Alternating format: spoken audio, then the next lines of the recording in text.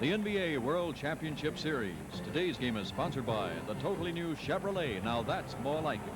Cam 2 motor oil, race tough to run tough in any car. And by Cotton Incorporated, the fiber company of America's cotton producers. It's high noon in Portland, Oregon, and CBS welcomes you to the NBA World Championship Series. From the Portland Memorial Coliseum, it is Game 6, Philadelphia against Portland.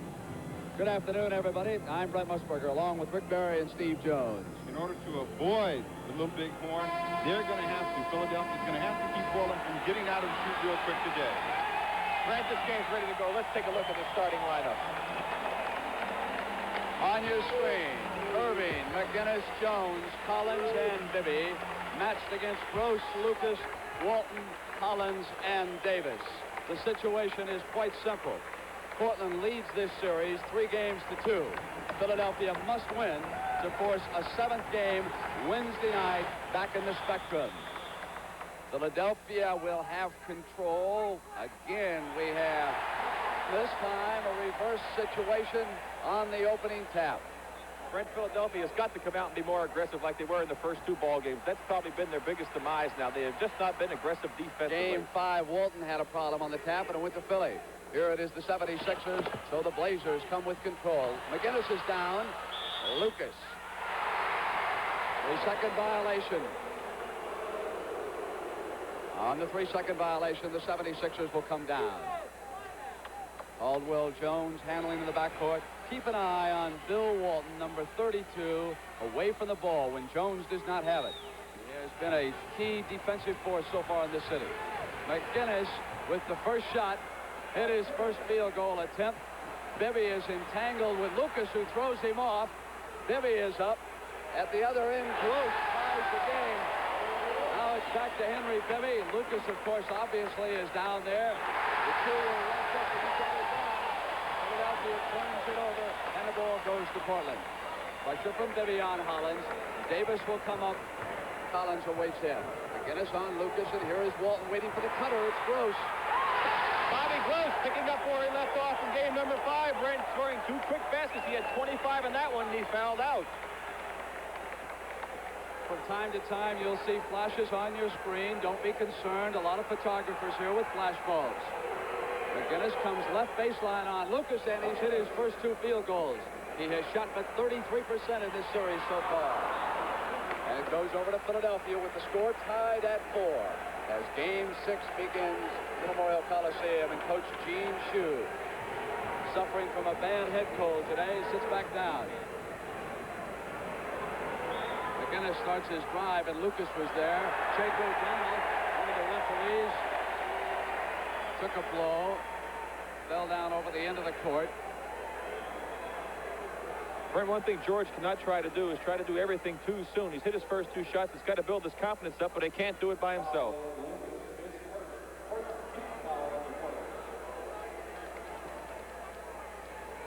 McGinnis behind the Jones screen. He's 3 out of 3 off the top of this game. 2 outside shots and 1 inside. It is 6-4. McGinnis leads Gross. Lucas had it knocked away by McGinnis.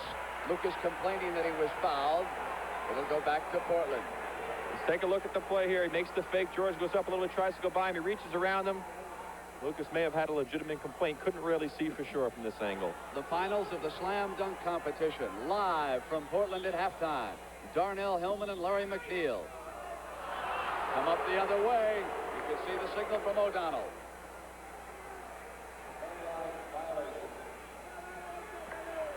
6-4. 76ers lead the Blazers. Walton in the middle. Jones passes inside to the doctor. And then Walton got back to clean up after the miss. Collins, Bibby in behind him. Here's Davis coming into Collins. Lucas moves the ball to Lionel Hollins, and it was Collins has tied it. Philly playing tough off the top of this game, which is something they must do. They must not lose contact here early in Portland. Walton switches out on Irving. McGinnis 3 of 3 with his 4th shot and a miss. Another defensive rebound for Walton. Goes back to Walton on the drive through. Tap back, Davis will control it. A second shot for Portland. Score is tied at 6. Lucas up over McGinnis. There was a whistle. This crowd is so noisy you can't even hear the whistles in here. That's for sure. They are really pumped up. They were going from about 5 minutes before the horn. They haven't stopped yet as George McGinnis picks up his first foul. Right after this game, the final round of the Kemper Open from Charlotte, North Carolina. We'll have a report here at halftime. Darryl Dawkins sitting alongside Gene Shue over on the Philadelphia bench. Brent, I don't think I can remember seeing Philadelphia so up in warm-ups. They were going through their dunking routine, but there was a lot of enthusiasm. I've never seen Dr. J so up. He was clapping his hands, trying to get everybody pumped up. Blazers lead them right now, Rick, 8-6, 9:26. McGinnis 3 of 4 early. Collins, Walton was there. The pass to Jones, who came up with a shot. Joe Bryant sitting back down. He's the head cheerleader, and he brought some enthusiasm into Game 5 when it all seemed lost. Tied at 8 now with 9:12 left in the first. Davis cuts, takes a beautiful pass. Give and go. Davis broke free from Doug Collins that time. They do that so well. McGinnis back with pressure. Jones took only one shot in Game 5. He shot twice already here in the first quarter. They must occupy Walton. They know it. Collins with a miss. Davis retrieves. Blazers up by 2. Hollins. Rhino Hollins sits 2 for 2 from the same spot. There's a man that they need to get some offense from. He is one of the big keys for this Portland team. 4-point Blazer lead in the first quarter. Gross goes with him. Bibby down on the floor, gave it up to Jones. Walton sagging way off. You can watch the shot clock go down. Bibby at the top of the circle. Bibby has also been in a shooting slump in this series. Both teams are off to cold starts in Game 5. Right now, they're both smoking, Brent.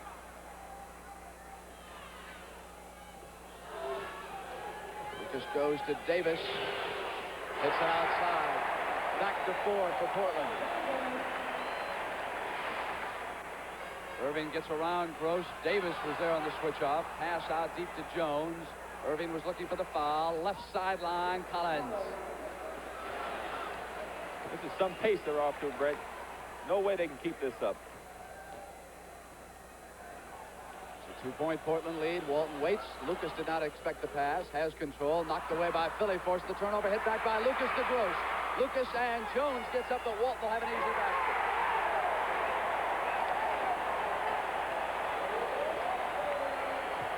Lucky bounce that time for Portland. Portland is shooting 7 of 8 with 7:28, and Jack Ramsey can't improve upon that shooting. Gene Shue sitting back down on the Philly bench.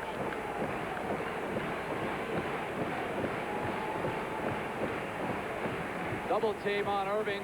Pass goes to Jones. Walton's nowhere near him. Jones is now 2 of 3, a definite change to the Philly attack. The center is going to take some shots. Davis cut off. It was Jones who moved in. Walton's there. It's 5-on-5. Walton picks off Collins, and Jones jumps out on Lila Hollins. So Caldwell Jones starting strong. Ball on the floor. Jones to the basket. The doctor is there. Offensive rebound, and he stuffs it in over Gross. Tied at 16. The 76ers respond with 2 hoops. They sure have, Brent. This is not the 76er team we've watched the last 3 basketball games. And Caldwell Jones, the biggest difference I've seen so far. Walton trying to pass inside, was fouled by Caldwell that time. We've got a timeout here in Portland. But, Rick, there is no question about Caldwell Jones' involvement right now. No question about it. And we see the play coming right here. Caldwell was really working hard. Walton with a good pass. Good defense by Julius. No American car has ever had EPA mileage ratings as high as this car. Hi, where's Elm Street? 43 miles per gallon highway, 31 miles per gallon city. Where are your restrooms? Chevy Chevette, America's modern gas mileage champ. Just want to use your payphone. It'll drive you happy, unless you own a gas station. Come to Chevy's giant small car sell-a-thon at your dealers now. Are you still chained to? Gotcha. The rechargeable Norelco rotary razor lets you walk away, free from nicks and cuts. Its 36 surgical steel rotary razor blades are safely protected inside 3 floating heads to give you a comfortable shave that's razor close, razor smooth. for up to 3 weeks on a single charge. The rechargeable Norelco rotary razor. It lets you walk away from gotcha. The finals of Slam Dunk live at halftime, and the Kemper Open final round immediately after this broadcast. These two teams are sizzling. 15 of 21. 78% for Portland, 7 of 9, 62% for Philadelphia, 8 of 13. And now, Rick Barry, we'll see if Walton makes any kind of defensive adjustment against Jones. I think he'll let him shoot a few more times. If he hits 1 or 2 more, he will go out on him again. Tied at 16, Hollins, his third field goal. Blazers up as Lionel Hollins has scored 6 in the first quarter. 6:22. Corky Calhoun has replaced Gross. He'll work on the doctor. Calhoun there, and the doctor had nobody over there in the corners. They cut away from the pass on the turnover. Here come the Blazers, and Calhoun goes back to work on offense. He has hit some shots outside, and Philadelphia did not expect him to light him up out there. He's a defensive and a rebounding forward. Lucas, Irving matched against him, battling him. Lucas comes away with the shot. Jones off quickly to the doctor, and Davis cuts off the break. Seals him at the right sideline. Inside to McGinnis. And George McGinnis has scored 4 field goals, 8 points in the first quarter. He held up trying to draw the foul. McGinnis is back on Lucas. Lucas up over the top of the miss. McGinnis off with a rebound. Gives it to Bibby. It's 3-on-2. Here's McGinnis back now to Jones. Yes, sir, Philadelphia finally establishing themselves, getting on the boards, getting the ball up the floor quickly. They are playing the way they must play to win in this series. 76ers sky high right now, but yet Portland only 2 back. Here's Calhoun, Irving with him. Walton waits. Caldwell Jones playing like a man on fire against the big redhead. Lucas outside. Jones off with another rebound. They must have that great game from the center because Walton can dominate at both ends. McGinnis waits, spots Jones. Walton goes with him. Jones up outside. Missed it as he shot over the basket that time. McGinnis ran it down. McGinnis back up. Off. Whistle was blown outside. Caldwell Jones, loose ball foul. That's his second. A very key statistic with the way he is playing early. Lloyd Neal in. Maurice Lucas takes a break with 4:55 to go. Gene Shue yelling something to Bibby. And Steve Mix will try it. I was at the Philadelphia practice yesterday. Mix was not there because of a reaction in that ankle to a pain-killing shot he took.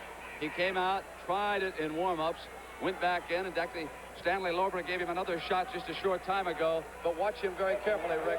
That ankle looks awfully tight to me. Interesting statistic, Portland does not have a fast break basket yet in this game.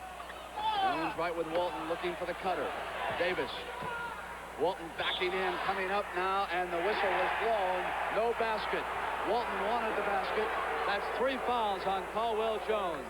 There's the play again. Bill Walton with the ball. Watch Caldwell Jones bump him with the body right there. Again, he gets him with the body, and that's where the foul was. Blazers down by 2. Hollins with 3 field goals goes to Collins. Walton the wheel man. I'm sure we'll see Daryl Dawkins soon with those 3 fouls on Jones. Davis pumps outside. Calhoun up over the top on Irving. And it went off of Calhoun's hands. It'll go to Julius Irving and the 76ers. There he is, number 53, 20-year-old Daryl Dawkins. Jones goes out with those 3 fouls, and now we'll see if Dawkins can pick up where Jones left off.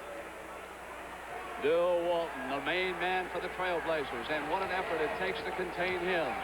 Kareem Abdul-Jabbar did it for Los Angeles as they dueled each other. But the rest of the Blazers cast was too strong. Mix up over Neal, and Mix has hit his first field goal. He's not point for the lead. He's not running very good, but he sure shot that ball nicely.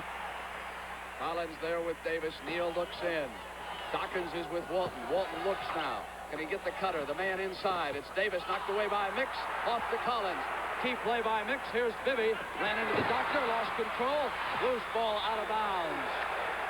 And it's going to go to Portland. Richie Powers, the lead official, made the call. Maurice Lucas took a blow in the neck. Has an ice pack. Trainer Ron Culp gave it to him. Assistant coach Jack McKinney alongside him. Bobby Gross back in the action. Calhoun is out. It's 22-18, Philadelphia. Doctor tried to steal and shot it. Gross in a foot race, and here he comes. Doctor looks for daylight. With meaning, he took that to the hoop. He is absolutely awesome in that type of a situation, Brent. Portland trailing by 6. Gross waiting now, and here's Davis. Hollins with those 3 field goals. Davis maneuvering. He's got Walton who wants a jump shot off glass. Pretty shot. 24-20. And finally, we've got these two teams coming together and both playing as well as they can. Bibby outside to Irving. Here's Mix. Mix waits. Philadelphia sets a play. It's off to Dawkins from Mix. And Dawkins goes to the basket. And Steve Mix knew that Walton was eyeing and made a smart pass. Something Philly didn't do very much in the last 3 games, penetration. Philadelphia must win to force a Game 7 Wednesday night in the Spectrum. We'd be there at 9 p.m. Eastern. Gross underneath. Reversal. 26-22. You can feel it in the air this afternoon in Portland. They have used all kinds of ploys to get vacant space in this arena. They are standing all over here in Portland. Julius Irving cut off. Neal there with him. Irving inside to Henry Bibby, who got loose underneath. No basket. No basket. Philadelphia has not gotten inside like this since Game 2 back in the Spectrum. That's exactly right, Brent. There's a 3-second violation. That's why that basket did not count. As we see the play right here, Julius tries to go inside. Steve Mix, you can see him right now, is inside the lane. The pass to Bibby wide open. Unfortunately, they saw Mix in there too long. Мне нравится ваша рубашка. He admires your shirt. It's a cotton-rich fabric called Natural Blend. Да. It's the Cotton Arrow by Arrow, 60% cotton, so it breathes. Душат. It's got the extra comfort of extra cotton, plus durable press, no iron. No iron. Natasha will do anything but iron my shirt. If you're looking for comfort, look for the seal of cotton. The more cotton, the better you feel. Changing to Cam 2 motor oil's like falling in love.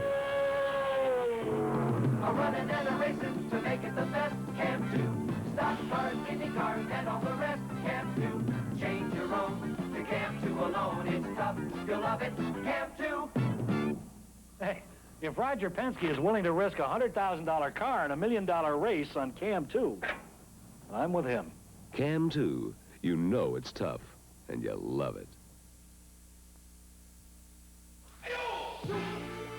With great skill and discipline, you teach what's been kept a secret for centuries.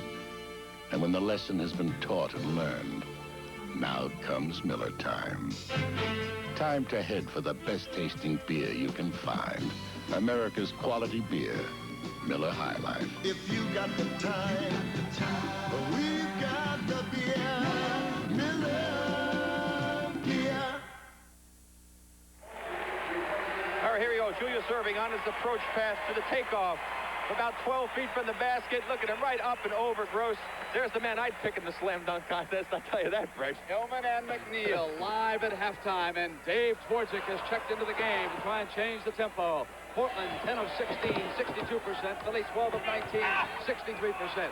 Neal out there with Twardzik.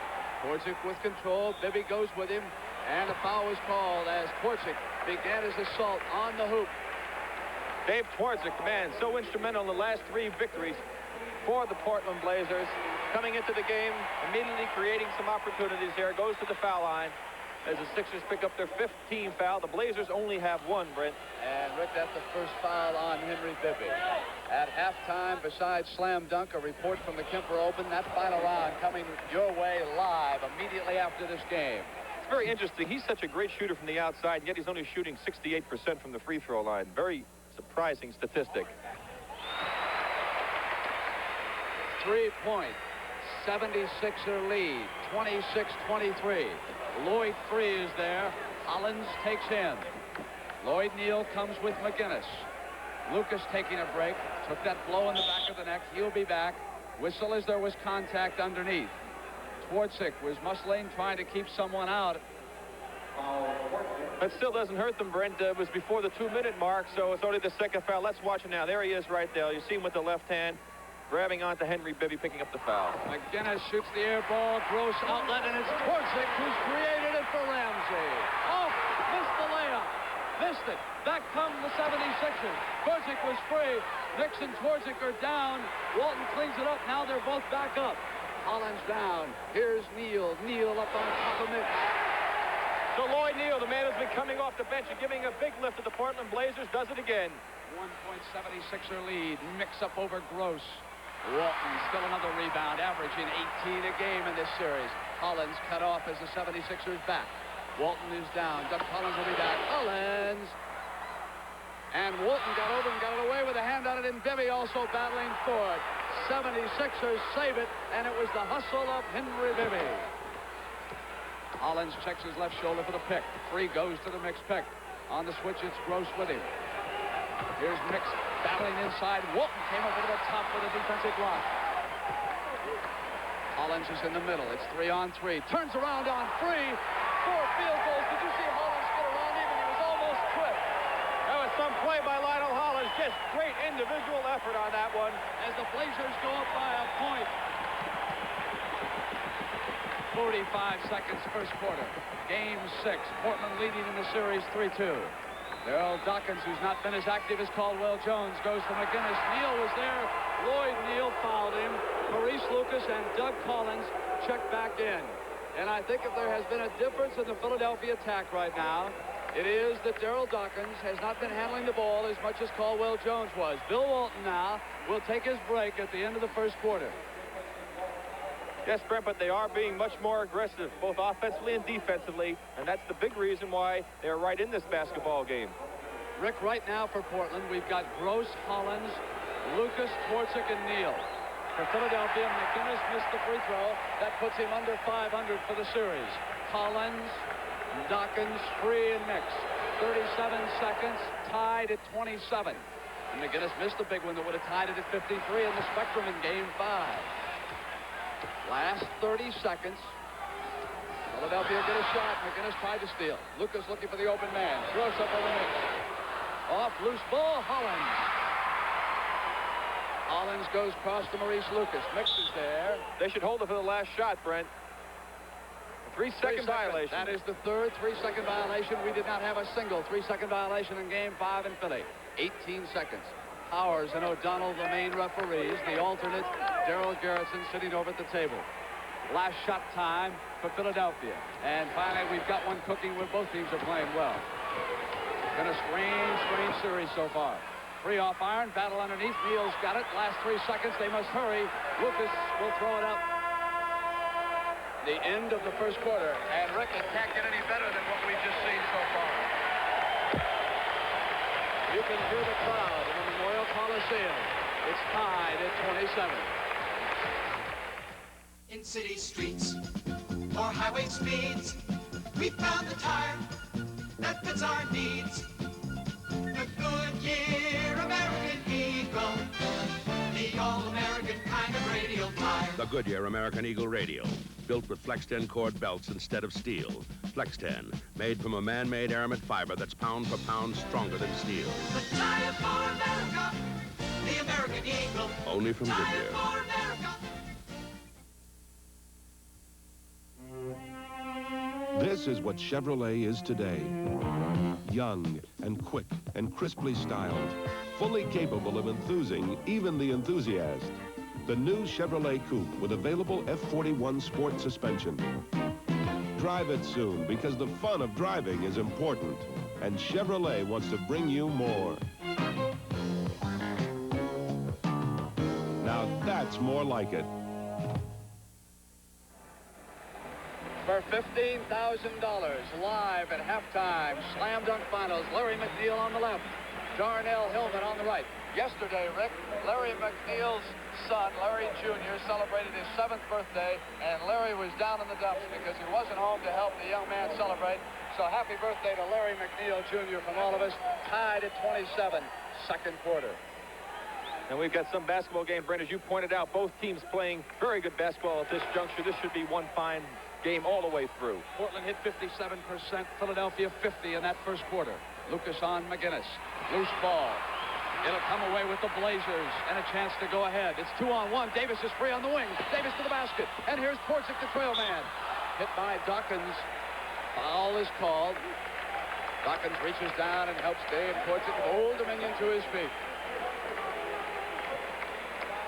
That was actually good defense by Darryl Dawkins. He did a heck of a job of stopping an easy basket on that play.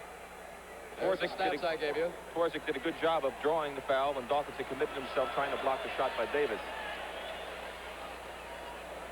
This would put Portland in the lead by a single point.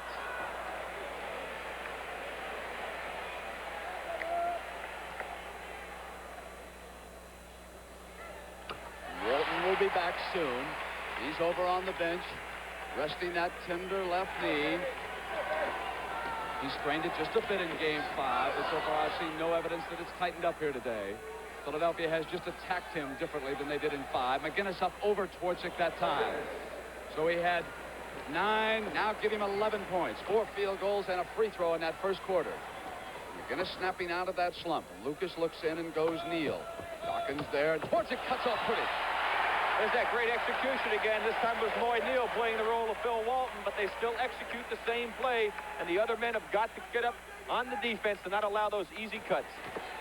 Putting the Blazers up by a point, and Bibby will come back. They've got to watch Torzik so carefully. So intelligent. Dawkins on the drive, want it inside. Count the basket, and the crowd can't believe it.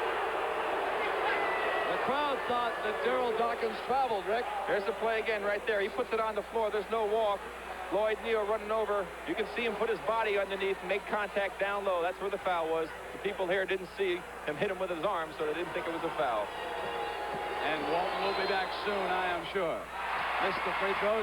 Torzik off to Davis. Lucas and Neal, the two big men for Ramsey. Neal can shoot outside. Lloyd Neal again, Brent. He's scoring points. He's passing the ball, giving Bill Walton a little extra rest. Jack Ramsey's going to take advantage of that. You can rest assured. Coming back from knee surgery this year. Irving and Gross came right up with him, and the doctor went to the glass. 76ers up by a point. We go seesawing back and forth. Davis Collins went down. Blocking. Foul is called on Doug Collins. Second team foul on the Sixers. Interestingly enough, Brent, George McGinnis is breaking out of his slump, but Doug Collins and Julius Erving have not been scoring that many points either. Doug Collins especially. You have to get 3 people involved for the Sixers to be able to win this game, I believe. They've only been having 2. Blazers will try to regain it right now. Slam Dunk Finals live at halftime. Torzik going in on Bibby. And offense is the call. It'll go to the 76ers. And now you see perfectly why Bibby was brought back. Here's the play right here. He makes his drive right there, right there. He dips his left shoulder to Henry Bibby, who had good position. That's a good call by Jake O'Donnell. Bill Walton looking on. McGinnis. Lucas cleaned it up. One shot that time for the 76ers. Walton still resting and watching. Gross outside. Bobby Gross is really causing some problems for this Philadelphia defense. They do not expect him to score this well. Now Philadelphia will try to regain it. And Irving does with 9:46. And that's the signal. Here he comes. The captain of the Portland Trail Blazers. And the man who is the most responsible for what this team has accomplished this year. Neal coming in. Dawkins right with him. Off comes McGinnis. It was Darryl Dawkins' defense that did it. Bibby on the drive. And they've turned it over as he double dribbled. And here he comes. At the same time, a timeout will be called here in the Portland Memorial Coliseum. I get a chance to remind you. Slam Dunk Finals live at halftime. The final round of the Kemper Open right after this game. America, you've been changing. Coming, going, changing, growing. The things that make up life. Why is Bank AmeriCard becoming Visa? To keep up with you. You're traveling, you're moving, you're taking more from life. Today you need money that's good around the corner, all across America, and in 117 countries around the world. That's why Bank AmeriCard is becoming Visa, the most widely recognized card in the world. Visa, we're keeping up with you. Every new GM car is the culmination of years of great GM engineering. To keep that great GM feeling, GM introduces Mr. Goodwrench, a program dedicated to improve customer care at over 6,000 participating GM dealers. Want your car fixed right, on time, with the right parts? So do we. That keeps us in business. Keep that great GM feeling. With Mr. Goodwrench. And genuine GM parts. I was asked to talk about the incredible Black & Decker Workmate. There's almost nothing it can't hold. But the Workmate is so incredible, I'm gonna let it do the talking.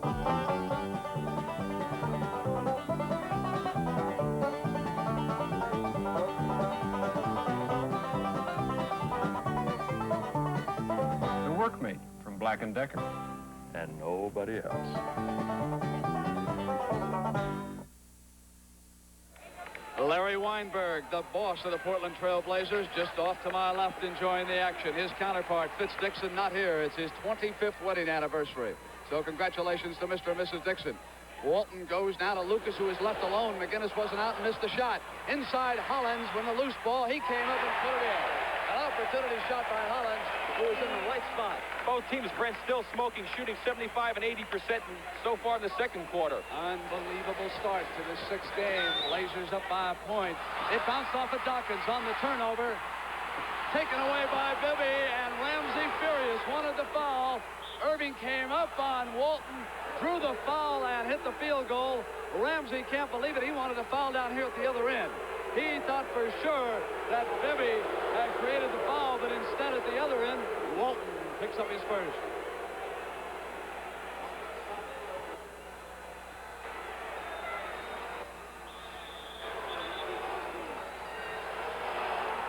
And Jake O'Donnell telling Ramsey and McKinney to get back. A warning. Jake O'Donnell is warning. Ramsey turns around. Here's that play right here. It's a good steal by Bibby. They thought the foul should have been in the backcourt when when Doug Collins was running alongside Hollins and bumping him. But that was a great play by Julius Irving on Bill Walton. A 2-point Philadelphia lead, 38-36. 8 minutes and 50 seconds left in the first half. Dawkins goes with Walton. McGinnis giving Lucas plenty of room, and they sandwich Walton. They don't want him wheeling. McGinnis goes down and gets up. Hollins outside. But Gross got the rebound. They didn't seal Bobby off. Good play by Bobby Gross. Now it's McGinnis quickly past Hollins, and Lucas is there, and George comes up. He threw it up a little too quickly when he saw Walton. Off now to Hollins. It's 3-on-2. Collins and Bibby are back. They'll go to Hollins. They try to spread the defense. Hollins from the right baseline is off. Irving with control. Off quickly to McGinnis. Gross gets back, and we'll be all even. Here comes Irving. And Steve Mix will be checking back in with 8 minutes approximately left first half. Tied. Irving. Walton challenges. Walton stays with it. Comes to Davis. 2 blocks already for Big Bill. Davis comes, cuts on Bibby, goes to the hoop. Bill Walton keying in again, making a great block on Julius Irving. Blazers getting the fast break off of the block. Steve Mix waiting. 76ers down by 2. Come right back. What a magnificent first half we have had here in Portland.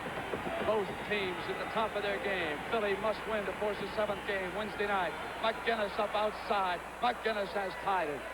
7 minutes and 30 seconds to go. Davis across the timeline for Portland. Collins there. Look at that quickness on Johnny Davis. Lucas now. Irving tried to come in behind him that time and fouled him. So Julius reaching in behind him on the dribble hooked him. It's only his first foul, second team foul. Here's the play here. Davis pass out to Hollins. Hollins over. On the fake, Julius gets caught coming out a little bit when he reaches around, catches him on the arm. 3 team fouls, on the Sixers right now.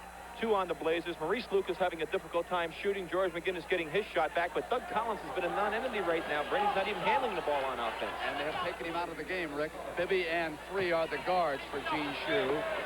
Davis with that great quickness looking for the pass. And it was Steve Mix who stood there in the lane and got a hand on it, and it'll go now to Portland. You can watch the defensive setup. Excellent defense by Steve Mix. Bobby Gross will look. It's Walton he wants. Walton comes up on Darryl Dawkins and puts it in. So Walton knows now he's going to have to pick up his offensive production. He's in a shootout. It's a 2-point Blazer lead. In Game 5 in the second half, Walton was content to play some great defense and rebound. He knows just what you have to do. Irving goes left to Mix. Here's Free. Hollins with him. Free comes up. Double team, and there's a foul. He was swinging off. Offensive foul is the call against Free, who swung into Lionel Hollins. Here's the play right here. There you see Free. Good position by Hollins. Gives the jump. It's either right arm, catch Collins right in the chin. Offensive foul on Lloyd Free. The Bell system recognizes that many seemingly unrelated business problems are really communications problems in disguise. So we've provided our account representatives with the skills and equipment they need to take a company's problems and our solutions to them and fit them together into a total communications system. For we firmly believe that in solving problems for companies like yours, the system is the solution. Bernie's been leaving the house with a smile ever since he started getting stroked in the morning. I've never been stroked quite like this before. The new Bic shaver is so responsive, it turns shaving into stroking. That's because it's so light and maneuverable. What's more, the Bic shaver is cheaper than blades. It's a stroke of genius. Looking good, Bernie. Well, I really got stroked this morning. The new Bic shaver. Lots of great shaves, then on to the next. It's the stroke of genius. Harry, this Chevelle costs less than our little compact. $38.85? And this is a mid-size Chevrolet. See? Huh? My compact costs more. Hey, look at this. Hey, that's some price for a neat-looking midsize. Gee, I paid more for my compact. So did I. Me too. Surprise, America, the smart, complete midsize Chevelle. It's priced lower than 34 compacts. $38.85, Harry. $38.85. A man who will enjoy the action today no matter who wins. Commissioner Lawrence O'Brien and his wife watching here directly behind us. And, of course, if Portland wins, he'll present his brand-new trophy that he is so proud of to the Portland Trail Blazers. They need one victory to wrap it up. Game 7 would be Wednesday night as Hollins squeezes and hits 44-40. Blazers. And Hollins has hit 4 shots outside. For Philadelphia, McGinnis is 6 of 11. Portland 19 rebounds, Philadelphia 13. Total for Hollins, 12 points. Gross eyes the doctor. Walton also watching him. And it was Hollins with a defensive move. He read the pass. He comes back on Nix. And Lucas follows and crashes it down. So here's that moment. They'll have to call a timeout to settle things down. The crowd is up. They have suddenly exploded. They were seesawing. And here you see the play as Hollins makes another great steal. Goes in, misses the shot. Lucas follows, 2 points.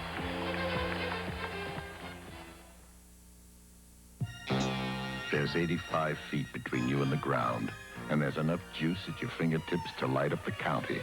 But now comes Miller time. Time to head for the best-tasting beer you can find. America's quality beer, Miller High Life. When it's time to relax, Miller stands clear. Beer after beer. If you got the time, we got the beer. Miller Beer. A little old, a little new, some modesty, some ballyhoo. The song of the American Eagle, the song of the places we call home. The Goodyear American Eagle Radial, the strong, smooth-riding, all-American kind of radial tire. The radial built for the cities, the country, and the highways of America, the places we call home. A tire for America, the American Eagle. Hi, ever need to rent a car fast? Watch. Hertz, #1 club number 21586, arriving San Diego at 2 p.m. on RAL Flight 9. Returning it there tomorrow. Okay, thanks. That's all there is to it. When you're in the #1 club, nobody makes renting a car faster or easier than the Superstar.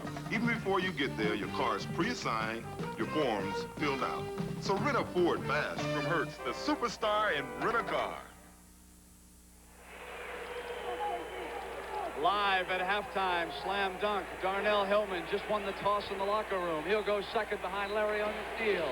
Here, 5:58 to go, first half. The Blazers have run off 6 straight. Philly now trying to respond. Harvey Catchings checks in. Misses the shot, knocked away by Mix as Walton had control.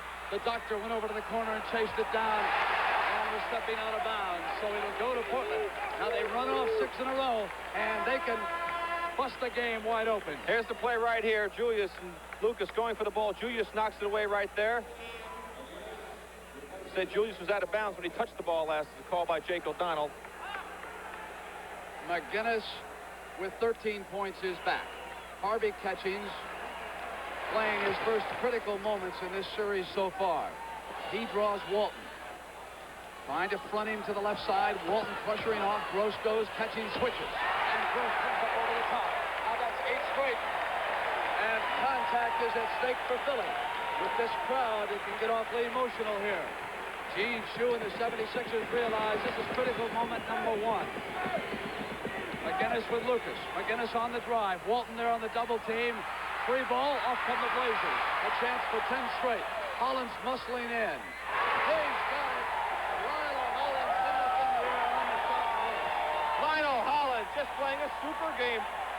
He did not play that well in Philadelphia in the first 2 games, but he's come back. You see the play right there.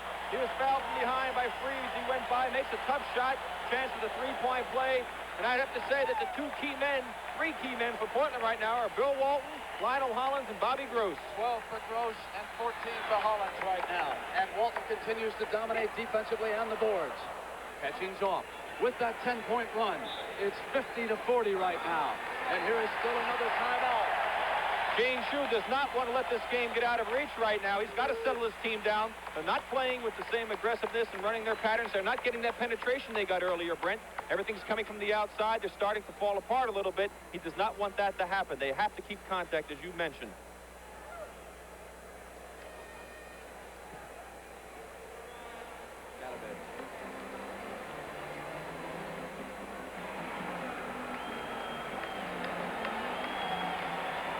Next Saturday at 4 p.m. Eastern Time, CBS Sports Spectacular presents live the 109th running of the Belmont Stakes from Belmont Park. And the crowd here coming up and giving the Blazers a huge ovation. They might, too, give an ovation to Seattle Slew. That unbeaten 3-year-old has picked off the Kentucky Derby on the Preakness. And next Saturday, as a matter of fact, our director, Tony Verna, will be going in on that game in New York as Seattle Slew goes for the Triple Crown.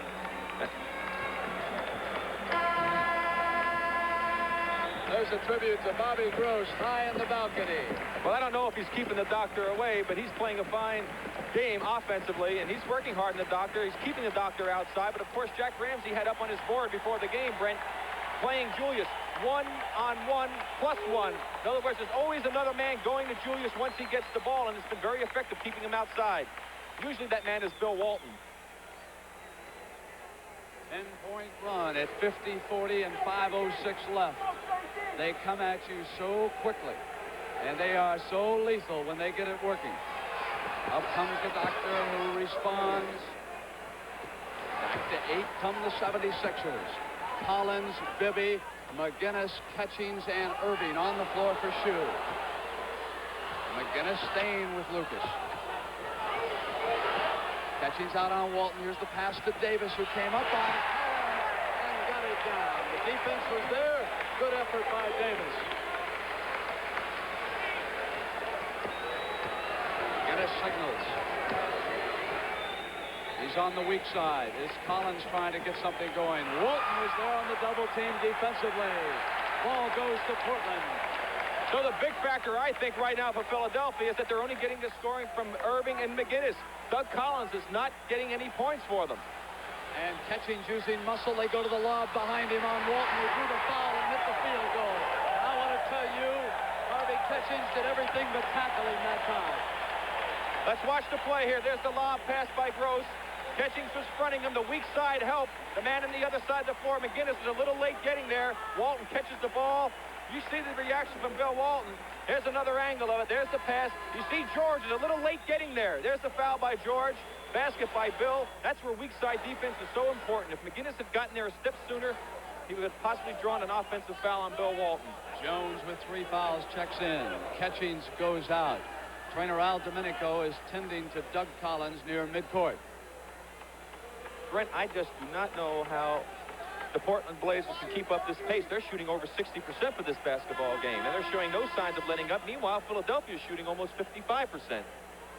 So the injury timeout for guard Doug Collins, who took a blow. Remember, he was punched by Darryl Dawkins.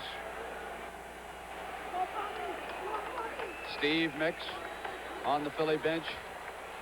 Bill Walton. Look at his eyes, Brent. He has come to play, as he has all playoff long. As a matter of fact, all season long. Remember, the Blazers were 5-12 this year in the 17 games that he missed. Here's Irving giving it up to Jones, who came into the basket. No basket. Offensive foul is called. That's 4 fouls on Caldwell Jones. Here, we'll take a look at it again. Julius makes the nice pass. There's the play. Looked like Lionel Hollins may have moved under after the man had committed himself catching. Questionable. A 13-point Blazer lead. Gross gets away, but McGinnis comes over on him. Here is Davis. Hollins sticks out. Now it's Hollins. Jones playing with those 4 fouls. With 5 seconds on the shot clock, Hollins missed outside. McGinnis and Lucas went for it. There was a whistle. Lucas on the loose ball foul, and the ball goes over to Philadelphia. 2 fouls on Maurice. 3 team fouls. Brent, Sixers are in the bonus again. So both quarters, Philadelphia in the bonus. Portland wasn't. 3 forwards on the floor as Joe Bryant replaces Caldwell Jones. It'll be Bryant, McGinnis, and Irving. And Walton takes McGinnis in this situation. McGinnis outside. Davis off. Loose ball foul is the call. Bryant was coming across on him. Here's where that penalty situation can hurt you so desperately, so badly, I mean, because with 3:21 to go, a little foul like that would have just been a ball out of bounds. And when you're trailing by 13 points, those fouls can really hurt in this situation. But again, Brent, the last shots again coming from the outside, that all of a sudden Portland's just locked that middle up. They're just not letting them come in there. Live at halftime, slam dunk finals. Larry McNeil and Darnell Hillman. Lloyd Free watching from Gene Shue's bench. We'll also have a live report from the Kemper Open in the final round coming up immediately after this game. In Charlotte, North Carolina, 57-42. 3:18 left in the first half. That run of 10 busted it open. Irving up on Gross. McGinnis with an offense, and Walton rejected it. McGinnis and Walton crashed to the floor. Both are fine. Here is Davis. Again, it was Walton at that defensive end.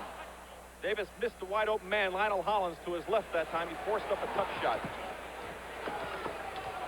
Game 6 with Portland leading 3 victories, 2, and Joe Bryant outside.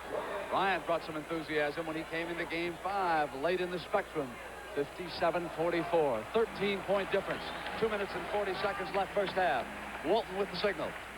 He'll be the wheel horse. Davis goes his side, and now he pops out to handle it. Looks for the cutter. Not good movement that time. Gross from the corner. Here's Davis on the other side. Bibby came in behind and hooked him and fouled him. So again, that penalty situation plaguing the Sixers. They get to take a tough shot. The ball comes off. They can't get that out. That defensive rebound. As you see the play right there, Bibby coming in, picking up the foul. Davis to the line. 1 plus the penalty for 2. Here is Johnny Davis, who was forced into Jack Ramsey's starting lineup back in the Denver series when Dave Twardzik injured an ankle. He stayed there as the Blazers swept away Kareem Abdul-Jabbar and the Los Angeles Lakers. Then the finals began. Twardzik returned and Davis has remained the starter. 59-44, and it has given Jack Ramsey a potent weapon off the bench. Inside pass is a good one from Bryant to Irving. That's the type of plays that they need to get. Get inside, get those easy baskets, stop shooting from the outside. Walton and McGinnis came out and stole it. McGinnis defended him. Walton coming back, and George laid it in. Walton not going for the foul. An 11-point Portland lead. Content to trail him home that time, and 1:55 left in the first. McGinnis waits now. He's giving up a lot of inches to Bill. Here's Walton rolling off. McGinnis had switched out. No one picked him up from the weak side. The gamble by Julius Irving hurt them that time. Julius roaring to the basket. Came up in Walton's face, and Walton said, had to be offense. That Julius is unbelievable in a wide-open situation. I have never seen anybody be able to do the things that he could do. Here we go again. Gross takes a shot at him. Walton goes up. Just look at this. Walton was complaining about his left hand. As you see, he hit him in the head with the ball. But there was contact anyway. Here we go again with the steal. Now let's just watch the doctor operate. There he goes. Takes off, up and over. Injury timeout for Walton. Trainer Ron Culp is off to my left. Walton Dinding down. Took that blow, which you saw. Right in a wide open situation, he plays a game that I don't think anybody has ever played before. There's the leaderboard. Weiskopf, Burns, Rogers, Tewell tied at the top, and we'll have a live update at halftime, along with the finals of the slam dunk. McNeil and Hillman, 135. It's an 11-point Blazer lead. There's the cutter. It's Hollins this time. Traveled. Twardzik reports in.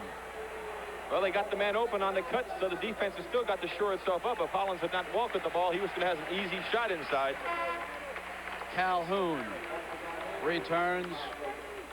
Once again, Brendan, important minute and 28 seconds. If the Sixers can play good defense, score a couple baskets, they can get this lead back down under 10 points, still be within range. If not, and Portland runs off 4 or 6 on them, they could be in big trouble.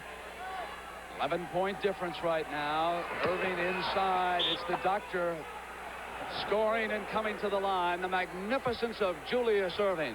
Could you ask for 2 better athletes than Julius Irving and Bill Walton on the floor at the same time? Well, you see the doctor just doing it all on his own. Tremendous individual effort, and he has been just incredible in this playoff series. He's been the most consistent performer for the Philadelphia team. It's the 3-point play. Now he has scored 20 points here in the first half. Calhoun's first foul against Irving. It's with control, and here's Lucas waiting. Bryant out on him. Bryant stays with him, and the foul is called. Joe Bryant a little too aggressive, his second. Bryant does not give away that inch of height that George McGinnis does when he's matched against Lucas. So for Julius Irving, 4 points in the first quarter, reckoning 16 here in the second. Well, this man comes to play every time he steps out there on the floor, and they talk about all the money that man makes, but if anybody in this game earns what he's being paid, it's Julius Irving. Such an attraction, Rick, wherever he goes around the league. I have to honestly say, Brendan, of all the players in the league, he's the one guy I would pay to go see play. And I think I would pay to see a team like Portland play the way they have in the playoffs so far. So unselfish. 63-53 and 1 minute. Irving wants it to come through McGinnis. Walton out on him. Now the Julius show goes outside, and Walton rolled away from McGinnis and controls still another rebound. So the 3 forwards on the floor for Gene Shue as we come to the end of the first half. Hollins pull up. Walton at the offensive end. Foul. Offensive rebounds now hurting the Sixers badly. As we'll take a look at Bill Walton on this play.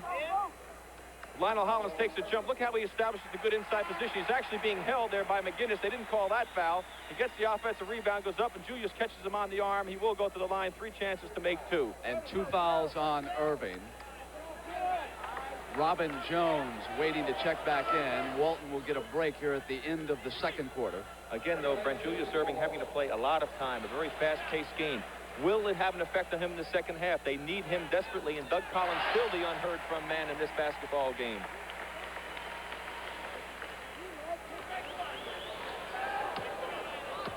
Look at the concentration. 12-point lead. 35 seconds.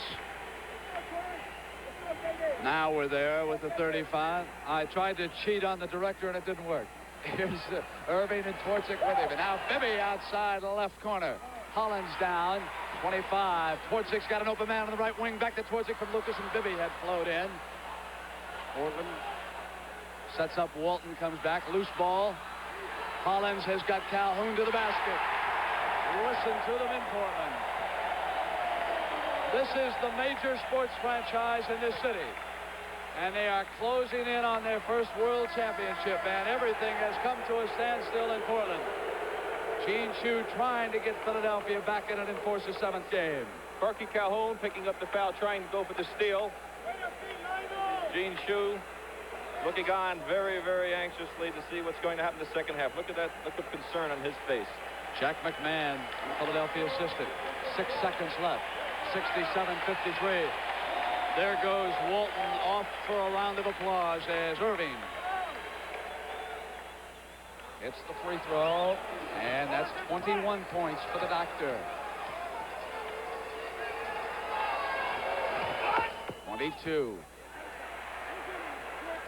Philadelphia will try to smother the ball, but they go long to Robin Jones. Jones up with the jump shot. Collins off last second. They did not get it off in time. The end of the first half, and at halftime, we'll have live a report from the Kemper Open, and also Larry McNeil and Darnell Hellman, finals of the Slam Dunk. This is Concours, a world-class luxury compact from Chevrolet, in Europe to show that an American car can challenge the highways of the world. Concours is an affordable car for people who appreciate the stylish elegance of fine touring cars, luxurious interiors, and dependable Chevrolet engineering. Concours, built for Americans at home anywhere. A world-class luxury compact from Chevrolet. Right after this game, it's the final round of the Kemper Open. Right now, let's go to Charlotte, North Carolina, and Ben Scully for an update on the action so far today. Well, it's been standing room only on the leaderboard, and for the moment at least, George Burns has broken a log jam to go 11 under par, one stroke ahead of a trio, Bill Rogers, Doug Toole, and Tom Weiskopf. And then, as if there were no room for mistake, there's Craig Statler at 9, Charles Cootie and Chichi Rodriguez are 8 under par, along with Lou Graham and Craig Stadler. And if any of those front runners should falter, there's a quartet of Lanny Watkins, Rod Curl, George Archer, and Mike McCullough at 7 under par. So it is a great finish and prospects of going right down to the nub here before the Open is concluded. The last sudden death we had was back in 1974, and already the way the leaderboard has been working, there has been that feeling today. Let's go out to 16. This is Andy Bean from off the fringe, trying to get down in 3, but he'll come up about 3 feet short. Andy is 5 under. Playing in a group with Mark Lai and Don Bees. That is Don Bees, who needs this for par. Having missed the green, he missed the fairway on his tee shot, missed the green on his second, has chipped it up 15 feet away.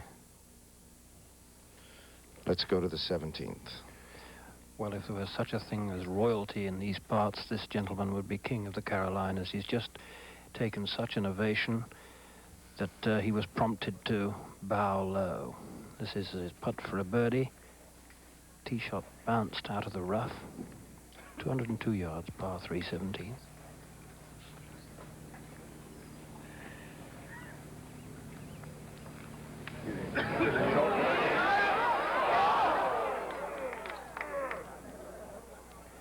And when the ball bounced out of the fringe, you'd thought it'd have holed in one, the noise.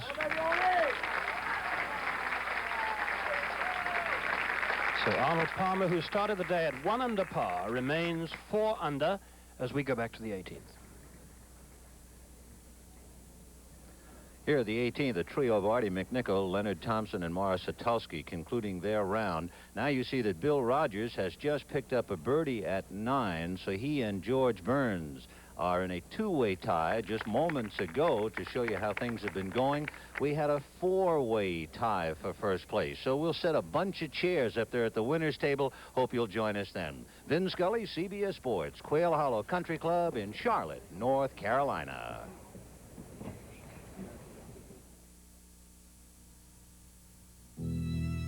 A fire may be out, but you still could be burned, because most homeowner policies don't offer coverage for the full value of your possessions. But the Cavalry does. Kemper will replace what you lose at today's prices with no depreciation. Based on your deductible and policy limits, you can buy full replacement value coverage on personal property from Kemper. The Kemper Insurance Companies. We're riding hard to serve you better. This report from the Kemper Open has been sponsored by the Kemper Insurance Companies and the independent agents who represent us. We're riding hard to serve you better. Larry McNeil is ready for his slam dunk final against Darnell Hillman, and we'll return with the winner getting $15,000 as the NBA continues on CBS right after this word from your local stations. 007 and Agatha Christie are aboard as 60 Minutes rides the Orient Express tonight on CBS.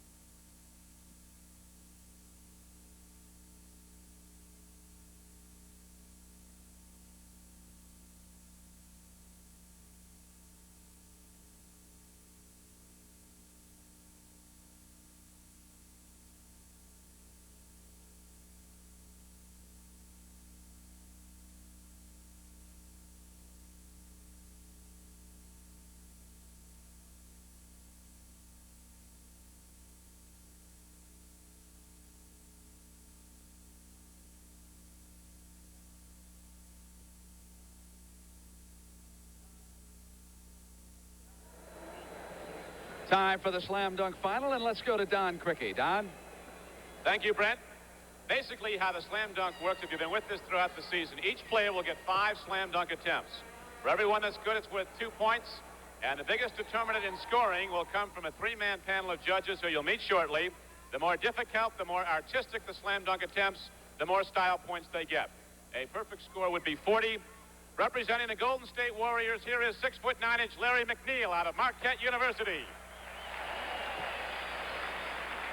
And his competition today from the Indiana Pacers, more recently traded to the New York Nets, from San Jose State, Darnell Hillman. And now let's meet our 3-man panel of judges. On the right is Mendy Rudolph, CBS basketball analyst, a man who refereed over 2,000 NBA games. Next to him, a member of 10 World Championship teams with the Boston Celtics, Sam Jones. And nationally known basketball writer Larry Bortstein of Denver, Colorado is our 3rd judge. We had a toss of a coin.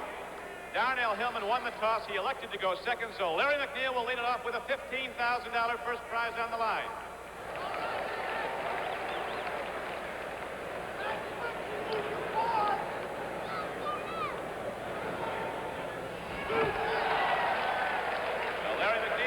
For one, it is most important they make all 5 because in many of the competitions leading up to this, a missed shot has cost them. Larry McNeil is 2 for 2 with 3 slam dunk attempts to go.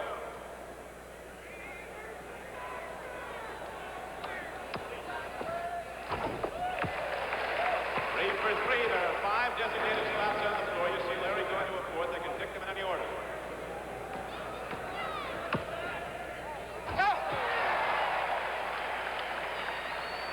Grade high on style points, a timing slam dunk, and Larry McNeil got all of it.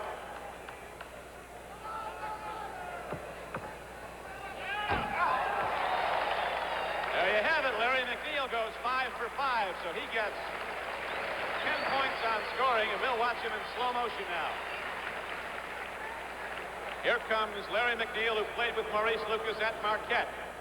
Hammering it down with the left hand. We'll watch him again now in slow motion as our judges break down the style points. He's already attained 10 points on scoring.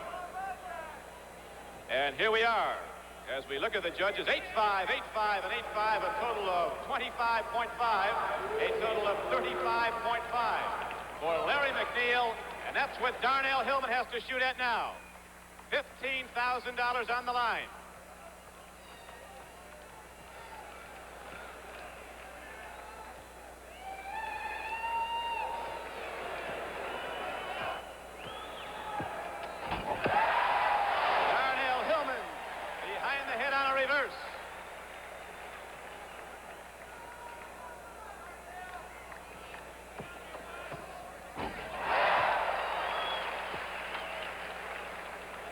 They call him Dr. Dunk in Indiana. From San Jose State, 6'9", 215-pound Darnell Hillman.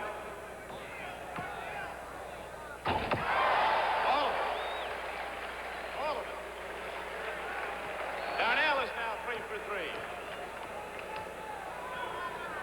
shooting at 35.5, and Larry McNeil made all 5 of his attempts. Whoa! Did he do it?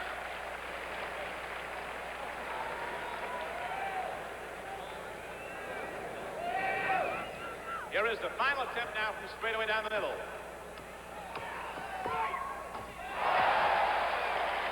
Darnell Hillman with a big effort, shooting at Larry McNeil's very fine score of 35.5. And we'll watch Darnell now in slow motion. Way up and down. That was his second attempt. Kind of a double clutch in Darnell Hillman. Here he comes on a third attempt. They're waiting that style point breakdown. All right, let's see what the judges score on Darnell Hillman. 8-5, 9-5, and 9. So Darnell Hillman edges out Larry McNeil for the $15,000 first prize. And we're going to meet our champion and our runner-up right now. Darnell? We had some tough people to beat Darnell along the way. You beat Kareem Abdul-Jabbar and Richard Washington, among others. Moses Malone, congratulations. Thank you, Don. I'd just like to say thank you to my family for standing behind me and helping me get through this little ordeal. I had a little work to do, and I went out and did it, and I'm happy about it. You got some money coming in the mail. Congratulations, Darnell. All right, thank you. Darnell Hillman. Now let's go to Brent Musburger. Don, tell Darnell to hold up. I got Julia serving. I want the winner. Rick, you and Steve Jones get some money, and let's get the doctor out there against Darnell. We'll be back in just a moment. Hi there, what are you doing? Go ahead, say it. You think I goofed, don't you? So I got the wrong paint last time, so it didn't last. Don't rub it in. But sweetheart. Admit that I was smart enough this time to get lucite paint. Lucite's tough. It has a special tough sealing process with overlapping mica plates to help seal out moisture and resist peeling and cracking. So give me a break. I'm doing it right with tough sealing lucite. You do everything right. And for rustic wood, do it right with lucite exterior stain. Tennis pro Rod Laver is wearing ordinary sunglass lenses, but his opponent, Stan Smith, is wearing sun-sensor lenses. As it gets darker, Laver has to strain through his ordinary lenses to see Smith. But Smith's sun sensors have lightened automatically, so he can still see Laver clearly. There's no sunglass strain, much to Smith's advantage. That's match, Rod. Now let's play it again, Stan. Also available in prescription lenses. Ribbit. You know, I think I liked you better as a frog. As a frog, you had a much smoother face. Say, Prince, didn't you ever hear Palmolive Rapid Shave? While you were away, they improved it. Palmolive Rapid Shave is thicker and lusher than ever. Feels good while you shave. Feels good after. Improved Palmolive Rapid Shave. Feels good while you shave. Feels good after. What do you say now, Prince? Ribbit. Ribbit.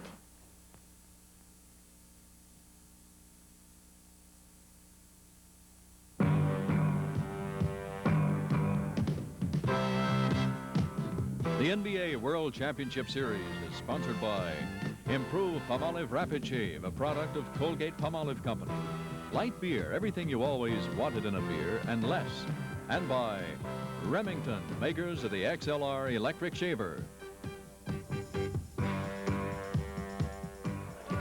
Steve Jones, why don't you take that pretty new sport coat of yours and introduce the highlights here along with Rick. I brought the coat on the rock and roll show. Rick Barry, we're going to take a look at some really exciting stuff this afternoon. Johnny Davis right then, he came inside off a quick pass, got the ball here. You get Philadelphia with some of the more spectacular stuff. Caldwell Jones with the big stuff right there. Coming back again, Philadelphia with better ball movement in the first quarter than they've had. And Steve Mix hits a jumper from the outside. Julius Irving in a foot race, and he'll show you something about slingshots. He just loads up here, takes off, and he throws it right over Bobby Gross, and that's a great play. Portland knows a little bit about give and go. Right there, Bobby Gross down the middle, knocked Steve Mix right out of the way. And back again, another give and go. Dave Torzik coming down the same way. You'd think Philadelphia would learn as they leave that middle open time and time again. Again, a live play into Walton. He backs out, a great live, and he looks over for a little help, and he gets it. And last again, Irving with an open face stuff right in Bill Walton's eyes, and he takes it in. Steve, I'd have to say I thought the difference was when Portland shut off that middle on Philadelphia early, and also Jones getting in foul trouble, as you pointed out, Brent. Oh, Caldwell Jones got some real tic-tac fouls. I thought that hurt him, really. He got in trouble early, and that prevented him from putting a lot of offensive pressure on Bill Walton. I think the key for them is not to shoot quickly from the outside. If they can move the ball at all, they'll get back in the game. Portland, again, is running very well, and you can't stop them by shooting outside that way. Of course, Doug Collins. He only touched the ball 7 times on offense in the first half. Doug Collins has not been involved in the game as much as he has in the other ones. He's worked a lot harder today. He seemed very tired. I watched him a couple times. He's taking extra blows out there. He's going to have to dig down a little bit deeper because there's no tomorrow. Of course, Portland, they've got 4 people in double figures leading their scoring, and the 76ers only have 2 people, and this has been the story throughout the series. Well, they had 2 that carried him in the first game, and Portland just been able to get more scoring, but they have to get bigger scoring from the 2 people that are going to carry him. Irving is doing his job. McGinnis is beginning to come along, and they can look for somebody else to do something, and they can probably get back in the game. I would think that Portland is not going to change their game plan. They had a lot of easy baskets inside. Philadelphia's going to have to try and go back inside themselves. I also think that Bill Walton has been doing a super job. He's been on the boards really tough again. He's had a super basketball game, blocking the shots in the middle, just generating a lot of things out there, both offensively and defensively, as usual. Oh, you can't say enough good things about Walton because he has played an excellent series. He's had good health all season, most of the way, and then in the playoffs, he hasn't been injured at all. Bill Walton has really done his job, and that's plug up the middle and pass the basketball. If I had to pick one player on the team that's probably been the surprise of the series as far as Philadelphia is concerned, it's got to be Bobby Gross. Oh, Bobby Gross, he surprised Denver. He really surprised Chicago also, but he has really come alive. Back to playing what he did earlier in the season. He really kind of went into a slump at the end of the season, and he came back and played. I think maybe he got a second win, and he's really been effective. He's hurt Julius, and I think that they've got to shut him down, too. Well, of course, George McGinnis, I'm sure everybody's happy to see him come out of his slump, except the Portland fans. As we take a look at the statistics, Steve, we can see that both teams moving the ball, as you pointed, assists 16 apiece, but look at those rebounds right now. Of course, again, offensive rebounds. The Blazers have been able to get those offensive rebounds because they've been able to move the ball a little bit better. Philadelphia's gotten more this game than they had last, but they're going to have to shut Portland down by being more aggressive offensively and defensively. We'll take a look at the scoring right now. As we pointed out, 2 men, Irving and McGinnis, 22-15. The rest of them not really a big factor. But on the Portland side of that scoreboard, let's take a look at that, Steve. What do we have here? Well, they've had balance all year long, and I think Hollins is on the top with 14. Walton, Johnny Davis, and Bobby Gross are right behind with 12 and 13. I think, again, this is what they've had all year long. They're going to look to do the same thing. Philadelphia, if they're going to go with 2 players, they're going to have to get them more shots. They're going to have to just play a tougher game. Well, thanks a lot, Steve. Brent, let's get ready for this great second half that I think we're going to have. Line break. It's the Doctor and Philadelphia facing elimination if they cannot come back and pull this one out. In that second quarter, with these fans urging them on, the Trailblazers exploded for 40 points. That is their 4th 40-point quarter in this series so far. And of those 40 points, Brent, they had 10 layups. Irving and Walton rejected, and Gross was out of bounds when he touched it. Another block by Big Bill. There's that one-man defense +1.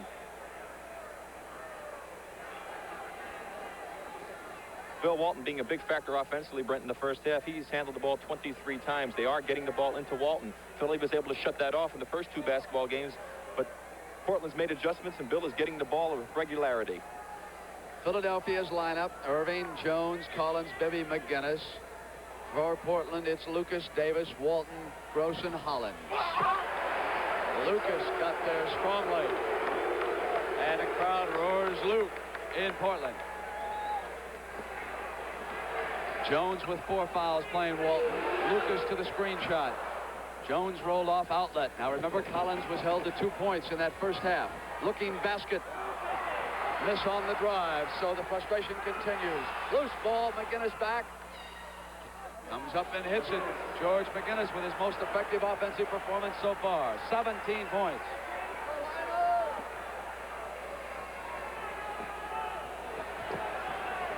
Walton and Lucas collide at the top. Gross finally comes around, and Bibby is switched off on him. Julius is left with Hollins. Hollins takes the dock inside and went to the right hand. Off on the fly. Bibby with Collins ahead of him. Now McGinnis on the right. Collins again to the basket. Charged into Davis. Crowd and coaches both want charging called. Doug Collins scores his second basket of the game. It's 67-59. Philadelphia doing what they have to do. Jump on them early, get back in this game. Lucas driving. Walton regains it. 24 minutes for a championship for Portland. Portland getting inside. McGinnis up into Lucas. Offensive foul is the call. Take the play right here. Here's George. Makes the dribble. Crossed over to the left. Now watch now. He will initiate the contact with this move right here. The next step. Jumps in. Jumps into Maurice Lucas. 2 fouls on McGinnis.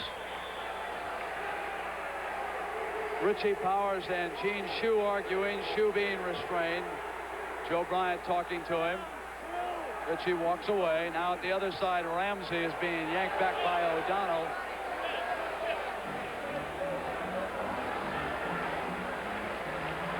Down in his familiar spot. You know those slacks Jack Ramsey wearing today? Those are the kind that you could throw in a shower and not worry about how they would come out. And that's how confident this franchise is today. They dressed accordingly. Collins is there with Davis. Walton out. Lucas was down underneath. Maurice tried to get off the floor by scooting along the ground when he was laying down in the 3-second area, but even if you go off the floor, if you're still inside that lane area, it counts as 3 seconds. You must go out to the perimeter, to the outside of the lane. Lucas pointing to the wet spot where he went down, Rick. Jeff wiping it up.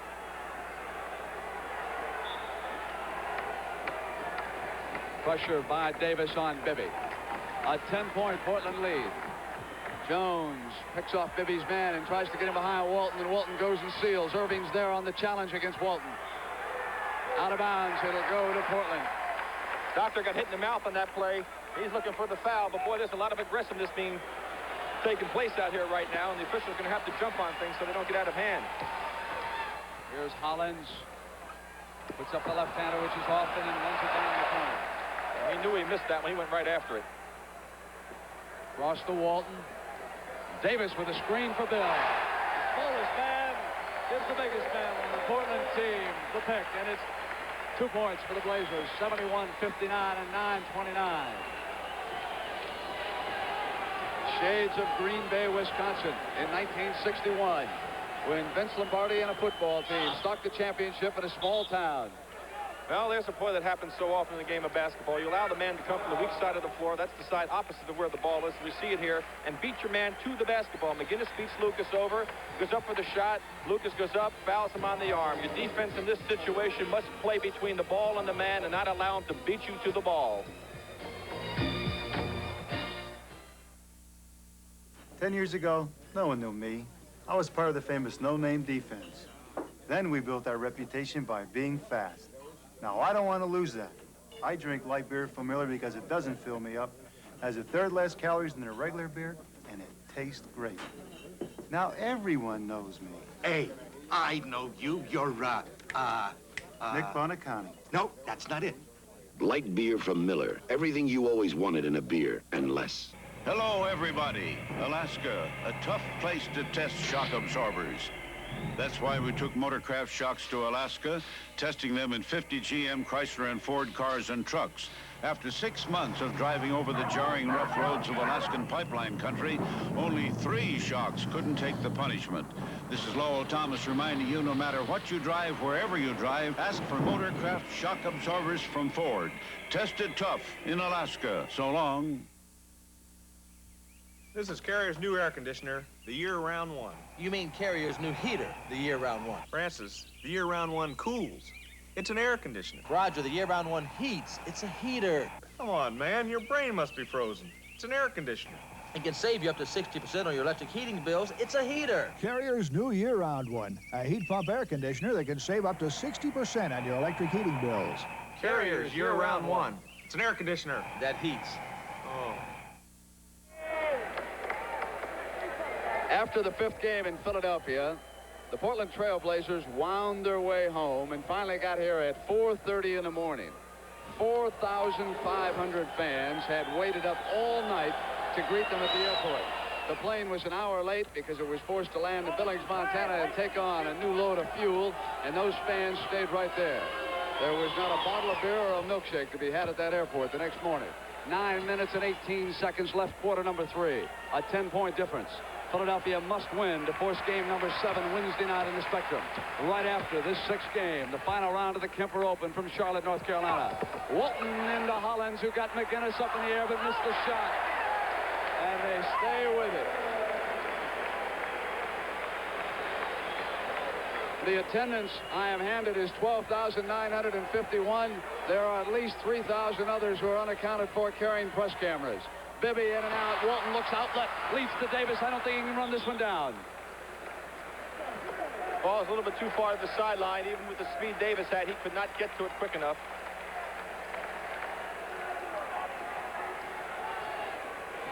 They have rallied around a basketball team in Portland, Oregon, as Collins comes into Walton and offensive foul is called. So Doug Collins still having his difficulty. Let's watch his left arm here, because that's what the foul is called for. Watch that left arm. There it is. You see him swinging that left arm to the left. 12-point lead. Crisis time nearing for the 76ers. Off they come. Here's Bibby. It's 3-on-1. McGinnis comes to the basket strongly with his best offensive showing. 21 points in this 6th game. Gross open. Excellent pass by Lucas. Defensive breakdown again by Philadelphia. Just not watching man-ball relationship.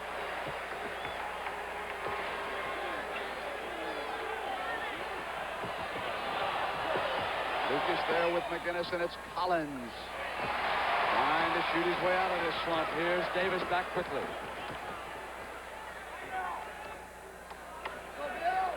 Two guards having a fine game for Jack Ramsey offensively. Walton gets Jones up, turns around. Gross regains it, and here's Walton. They bring it in through the center on that motion. Looks Cutter. It's Lucas in behind McGinnis. Again, this time it was Maurice Lucas coming from the weak side. He just pulled the same thing George did to him. 8 points for Lucas. Goes with the doctor, double team Walton, so they go to Jones, who had to be open with Walton out there helping on Irving. 12-point lead by Portland. Little difference in the second half, Brent. Both teams only shooting 30-some-odd% so far in the third quarter. McGinnis there with Lucas. Double team with Irving. Davis. McGinnis with position. Lucas came in behind him, knocked it out of bounds. Steve Mix will check in for Gene Shue.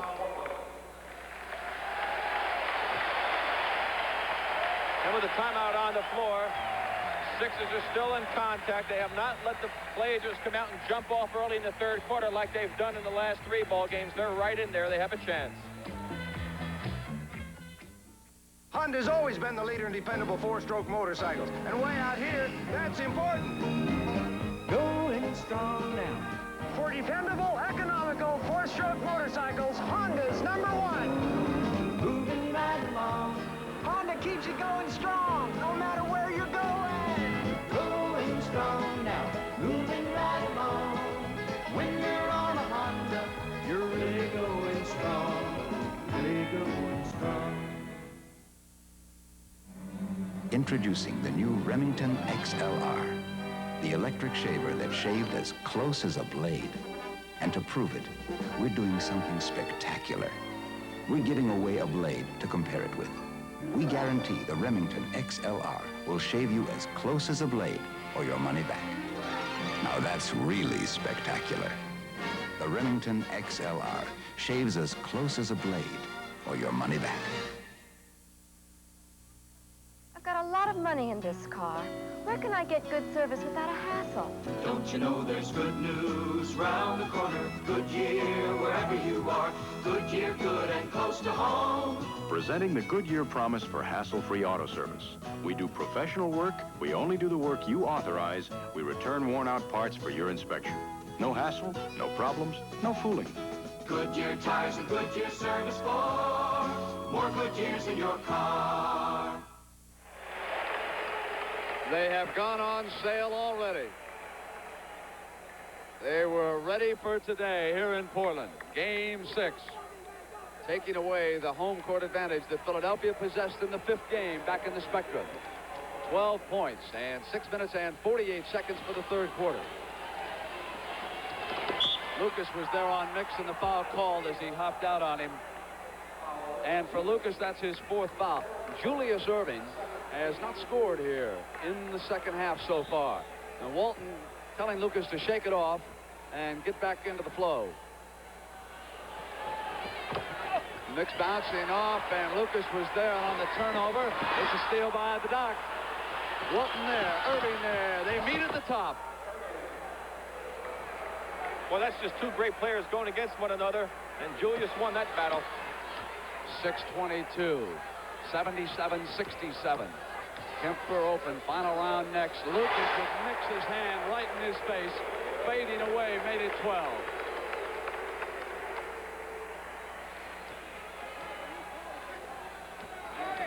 Collins back to Bibby. No one underneath for the 76ers, a perimeter offense. Now Bibby slips in, and Collins goes outside. Still in his slump. Collins looking. McGinnis will check back in. Julius is tired, Brent. He's not getting back down on defense very quickly at all. Here's the play through. Walton waits for the cutter. He'll screen for Lucas. Short. There was a whistle.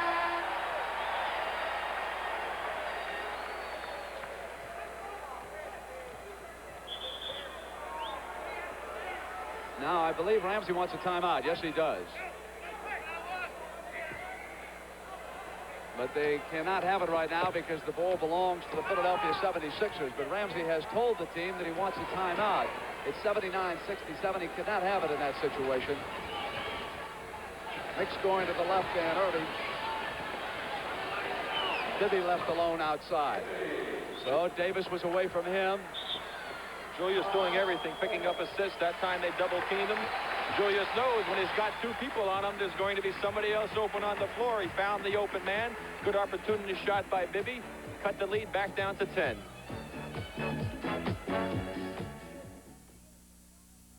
Keep your eye on the ball now. Remember, no one-hand catches. Okay, let's go. Keep that ball in front of you.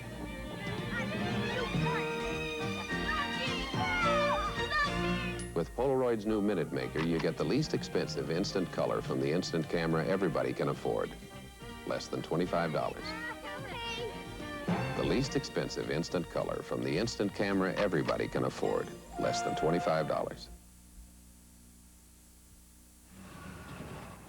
You know, it looked like a light day, with nothing to deliver but posters for the AC Spark Plug Buy 7, Get 1 free sale. What could be easier, right? Wrong. Do you know how many places sell AC Spark Plugs? And everyone with a poster like this is selling 8 AC Spark Plugs for the price of 7, as long as supplies last.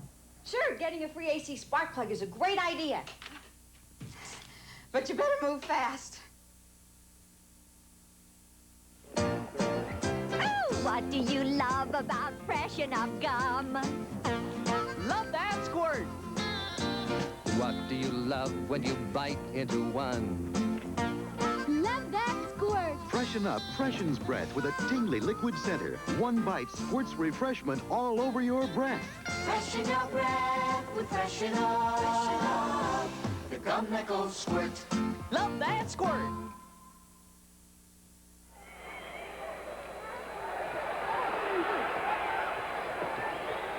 Dave Twardzik checks in for the Portland Trailblazers with 5:06 to go in the 3rd. Final round of the Kemper Open coming up next.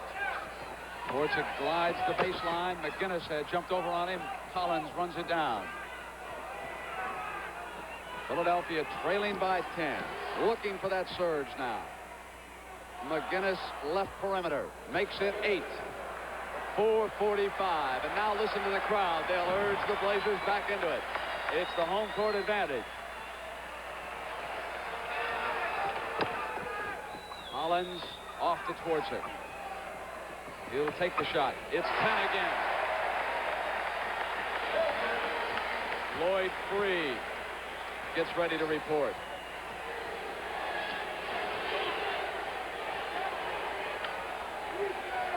Jones stationary off to the side. Walton with a hand there, watching the middle carefully. Shot clock being used up by Philly.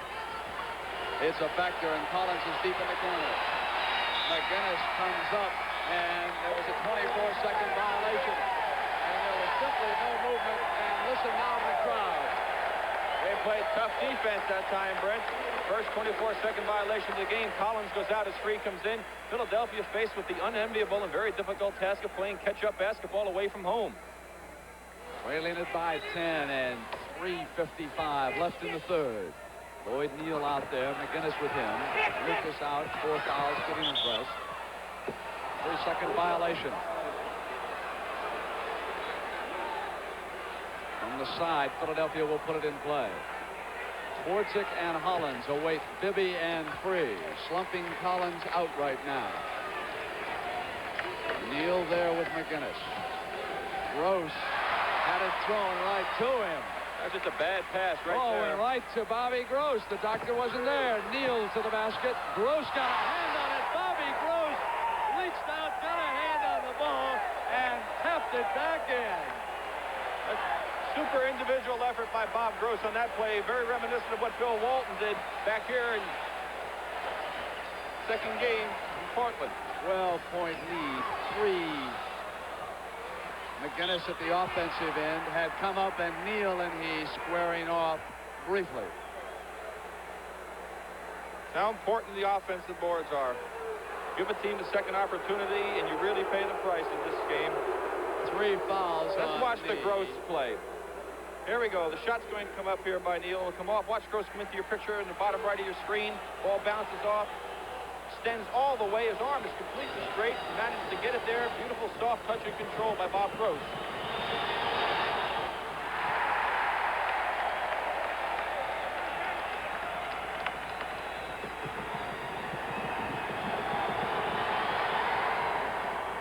Make it 24 for McGinnis. By far his best showing. It's game 6.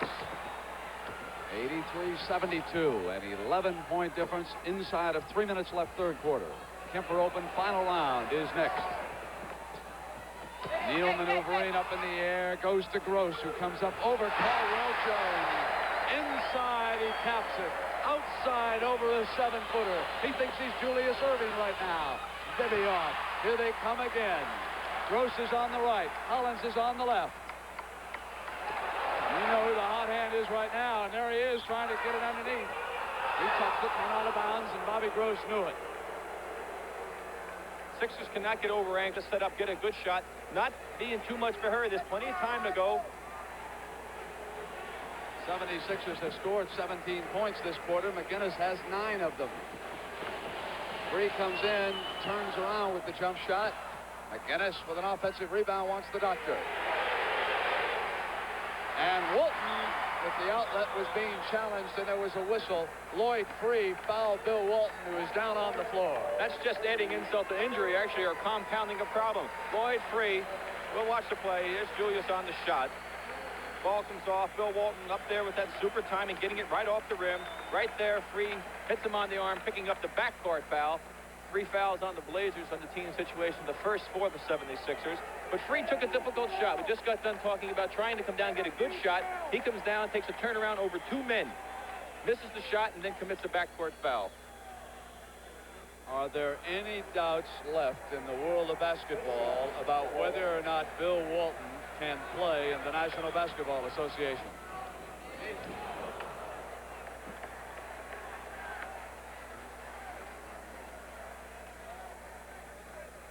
Call it vegetable power if you want.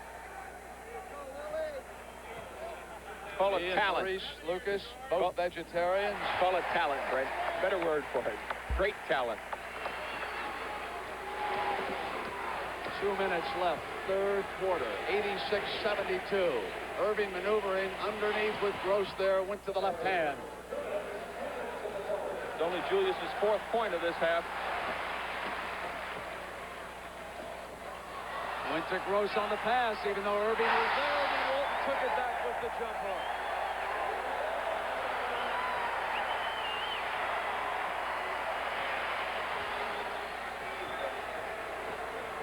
McGinnis McGinnis gave it up to Jones. He comes back with a jump hook. Caldwell Jones makes it 88-76. 12 points in 128. And still it was that 10-point burst in quarter number 2. Richie Powers is calling a two-shot foul on George McGinnis for throwing an elbow at Dave Porgic. Jake O'Donnell walking over to step in between the two. And I don't think Dave Porgic was going to challenge George McGinnis, so there was really no need for that, Fred. Walton receives an ovation. He'll go out. Along with Bobby Gross also.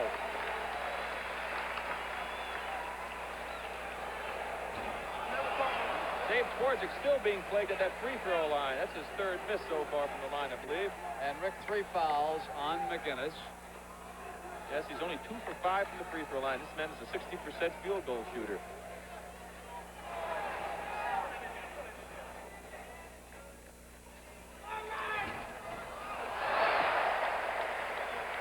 (89-76), a 13-point difference. 121. Calhoun will take Irving now. Porchick on the double team. A chance for a three-pointer.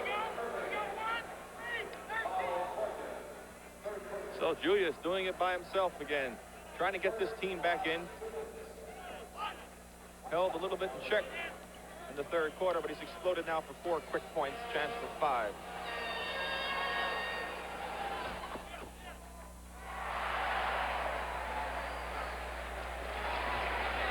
Lloyd Free picking up Porchick. 105, third quarter. Porchick got inside and traveled. But again, Porchick had the lane. He had the opening to the basket. If he had not walked with the basketball, he would have gotten into the hoop, creating problems for the Philadelphia defense. They have got to shut that middle off and try to make Portland go from the outside. 11-point difference for the 76ers. Irving. Now it is suddenly 9, and there's the magnificence of the doctor. Down goes Free. He and Jones collided, and of course that rib cage, I believe, is bothering Lloyd Free for just a moment here. Inside pass to Calhoun, and they get to the hoop. Back to 11. Irving forced one that time. That was one of the few bad shots that Julius has taken in this game, Brent. Ball goes back to Philadelphia. Crowd unhappy with it.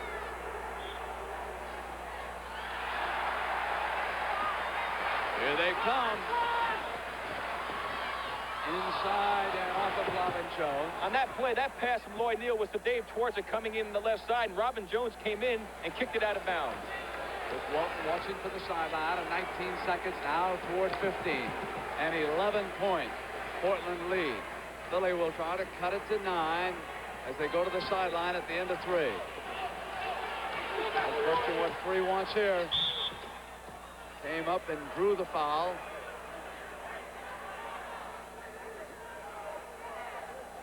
Again, no ball movement. This is all one-on-one. Free just taking the ball, backing in there. Sixers got a break on that type of play as Julius gets his first rest of this basketball game wisely by Gene Shue because they need him desperately in that fourth quarter, and he looked like he's a little tired in the last few games in the fourth quarter. Rick, that's his second rest. Didn't he play 21 minutes in the first half? I think they had right. They got him out there in the second quarter, right, for a few minutes. My mistake. But Julius is really working hard out there both ends of the floor, and it takes its toll on you after a while. McGinnis, Jones, Free, Bryant, and Collins out there against Calhoun, Hollins, Twardzik, Neal, and Jones for the last 4 seconds. Pick him up at midcourt. Hollins motors past, comes up at the buzzer short.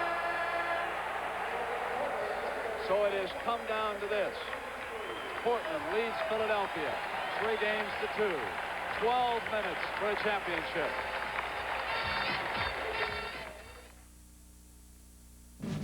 Volkswagen presents an energy proposal for government.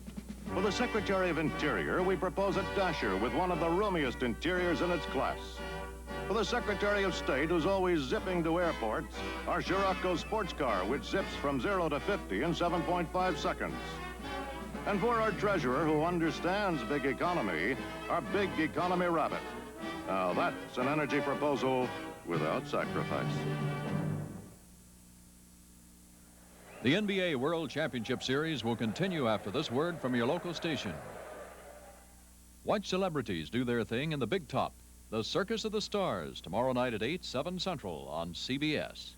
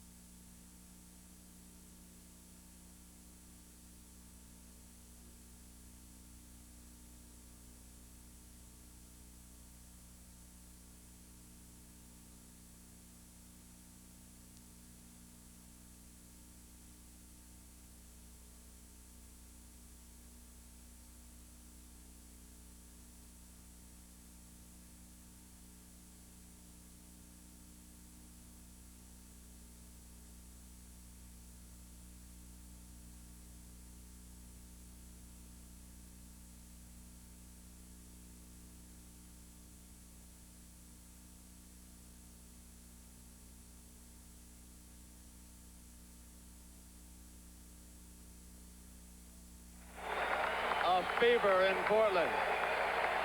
I've seen teams, the fans get up for a team in championship series, but nothing like what's taken place here in Portland before, Brent. It's incredible. A city nearing its first world championship. Its only major sports franchise, and how they have rallied around this group. The first year the Blazers have ever been in the playoffs. Here they are. McGinnis came in around behind Lucas. Gene Shue going with Joe Bryant again, trying to get some of that enthusiasm that he brought to the Sixers in the last game in that fourth quarter. Shot clock, time remaining. Blazers have hit 56%. Quarter number 4 begins, 91-82. Lucas, and he traveled. The 76ers stay calm and don't get caught up in this crowd right now and do what they have to do. They can climb in because there's plenty of time. Doug Collins with 4 points remains a very key man here.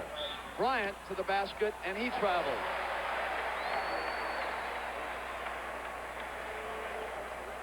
Turnovers in this situation right now could be also costly to the Sixers. Davis, Twardzik, Walton. Lucas and Gross. Irving will come back. Bryant with Gross. Davis at the top of the circle. McGinnis rebound.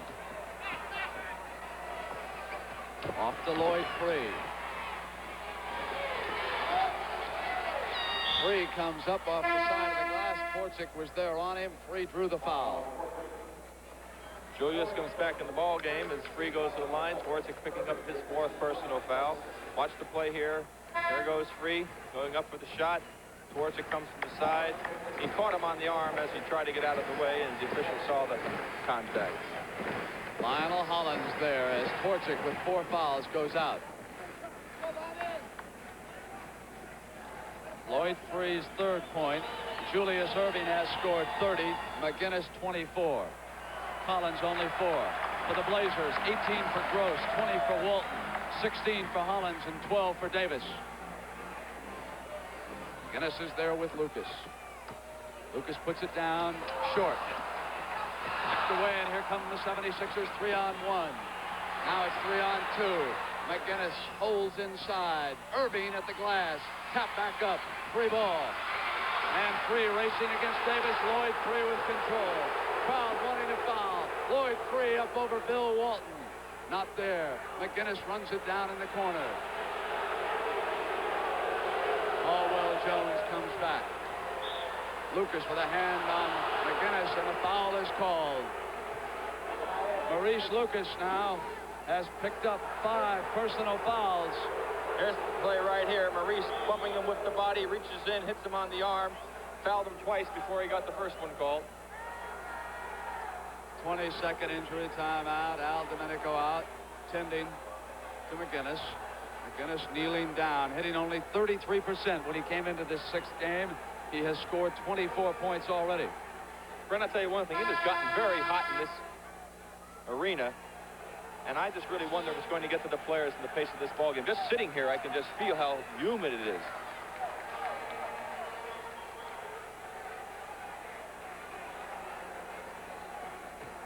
George may have just been trying to get a little rest there. It was a little hectic pace. People are standing all around the balcony. Every seat is full. Aisles clogged at the top. Jones looking in. Irving. Down on Gross. Jumper. 91 to 86, and it is 5. And the 76ers have come down to the last 10 minutes saying, we are not out of this yet. They must win to force a 7th game Wednesday night. Jones is there. Walton crossed out of line. Hollins improves his position on that jumper. Quickly they go to the doctor with a long pass. Can't go from that corner because Gross and Lucas were there. Here's Lloyd 3. That was a heck of a gamble in this situation, Brent. They're right in it. That could have really hurt if he threw it away. Guinness outside, and Walton with another rebound. Beat Caldwell Jones, and here they come. They can make it 9. Davis, and it's the doctor with him, and it's offensive foul called. Davis rolled in on the doctor. Julius with a great defensive play. As you see Davis going up, Julius goes up right there. Watch his left arm. He makes the block. He takes his left arm to knock the doc out of the way. Big play by Julius Irving. Noise level unbelievable in the Coliseum. 93-86 and 9:22. Collins back in. Hold it. Foul is called. Caldwell Jones being called for a screen. Offensive foul. His 5th foul of this game. Sixers with no team fouls. Blazers with 2. Jones there. Walton will have it run through him. Looks for the cutter. They clog the middle. So Walton takes it, and jump hook is off iron. Outlet to Collins. Back in the middle to Joe Bryant. It's 3-on-2. Collins flies inside. Walton is there, and Doug Collins reversed on the other side. Back to 5. Listen to the noise in here. 8:52.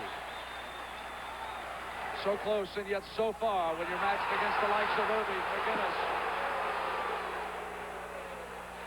Collins outside. Doug is there. Collins is off. They can make it a 3-point game. Not quitting. Moment of truth has come for Philadelphia, and they are responding. Collins outside. Off iron. Lucas left alone. Not a good shot, Brent. Jack Ramsey wants a timeout. He doesn't like the way things are progressing right here, but this Philadelphia team is really hanging tough. They're working hard on both ends of the floor. They're doing good things out there. They've got themselves back in this basketball game, trailing by 5 with 8:26 to go. A little plain, a little flare, a little hip, a little square. The song of the American Eagle, the song of the places we call home. The Goodyear American Eagle radial built with Flex 10 cord belts instead of steel. Flex 10 is made from a flexible man-made aramid fiber that's pound for pound stronger than steel. Enjoy. The tire for America, the American Eagle, the tire. We played great as a team. I operated the offense. And I directed the defense. And now we both drink light beer from Miller. Not just because it tastes great, but also because it's got 1/3 less calories than their regular beer. It's less filling. Hey, bartender, 2 more lights here. What's it all mean, Casey? Simple, Sam. If you want to keep up with the Joneses, you better drink light beer. Light beer from Miller. Everything you always wanted in a beer, and less.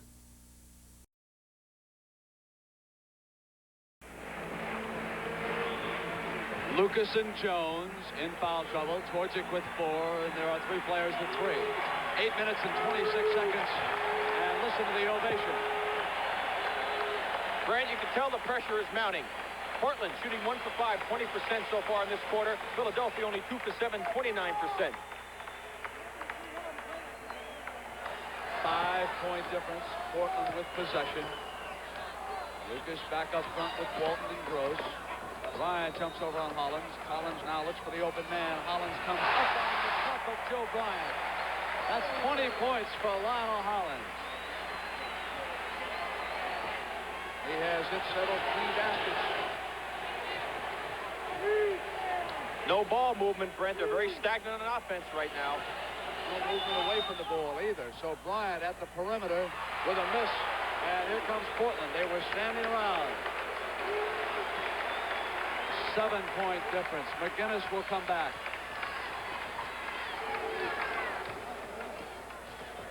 Jones out on Lucas. Irving is with Walton. Holland's shot. Bobby Gross, offensive rebound. What a game he is playing. That's a big break for Portland, Brent. That's a bad shot that time by Hollins. Gross happened to be in the right place. Again, the offensive rebound. They've worked harder off the glass at both ends throughout the series. No movement. All one-on-one, Brent. Free came up into Bill Walton underneath that time. Walton may have just gotten ball. Julius got hit in his knee. He's holding on to his knee a little bit. As we watch the replay with Free coming on the baseline, Walton comes over. Lucas a little late to shut it off. Walton right there making the block. If anything, he must have gotten him with the body. Gross, Walton, and Hollins. 20 points each for Jack Ramsey's Blazers. Doc again down the other end of the floor holding on to that right knee of his. Doesn't seem to be too bad, Brett. There's the doctor. 97-97, 14 left. Jones with 5 fouls challenging Walton. On the pick. Gross comes up. Down it goes, 99-90. Gene Shue has called a timeout again because the Sixers are starting to fall behind as they got close to 5, and Bobby Gross has certainly been the surprise of this series with his offensive performance. He's been getting one big basket after the other, doing one heck of a job for the Blazers.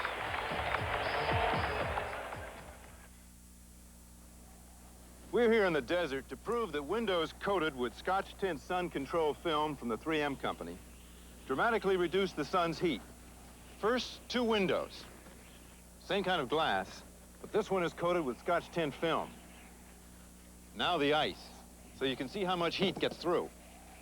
3M Scotch tint film acts as a window insulation, reducing the heat inside a building, keeping people more comfortable and air conditioning costs lower.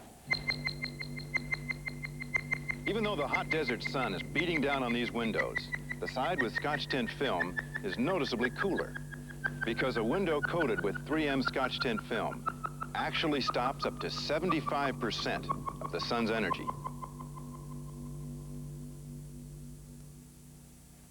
And that can be a very comfortable difference. The 3M company. Hey, hey, Dr. J, where'd you get those moves? You move with such grace. Are you a member of the human race? Hey, Dr. J, where'd you get those moves? You're an artist, you're a wizard, and you float up in air. Everybody's wondering, how'd you get there? Whoa. Hey, Dr. J, where'd you get those moves? Are you wearing magic shoes? He's wearing Converse, the shoes of the stars. There isn't anything in sport quite like a city on the brink of its first world championship. 6 minutes and 50 seconds. 99-90, a 9-point Portland lead. A big kickball out of bounds for Philly. They get a new 24 seconds. Actually, right now, Philadelphia only shooting 25% in this quarter so far. Moving off iron, and down they come. Here's Davis. Jones is there, and Davis will cut it down. Slow it up, and they'll run a play. With a 9-point lead, a chance to go back up on top by 11. Walton wants Davis, who cut inside in the middle. Forced one up, and of course the whistle had sounded. George McGinnis picks up the foul. Again, that cut to the basket. There's Walt making the pass. His man is open going. He was under the hoop. He tries to reverse back. Watch McGinnis right here. Caught him with the left hand on the left arm. George has 4 fouls. First team foul for the Sixers. Libby comes into the game, and the one thing that Philadelphia may have going for them is that the Blazers have 3 team fouls at this particular juncture. But they are just getting caught up in the old play from behind syndrome, Brent. You play mediocre basketball, you fall behind, you battle really tough, and you get back close again, and all of a sudden you fall back again. It's so difficult to overcome that deficit and get over the hump. Libby, Collins, McGinnis, Jones, and Irving. Gene Shue starting 5 with 6:18. They're back by 5 field goals. Collins with his problems today. Charged Hollins. the fouls on Collins. The Sixers get one of their offensive powers back in George McGinnis, but they lose another one. Doug Collins. 3 in and Collins out. Frustrating sixth game for young Doug Collins. He's been such a great part of this Philadelphia surge in the playoffs, and really hate to see a player like him have such a difficult time out there. Davis goes to Lucas. Here's Walton waiting.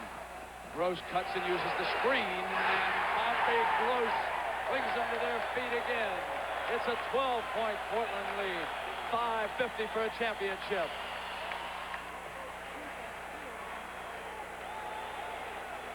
Irving.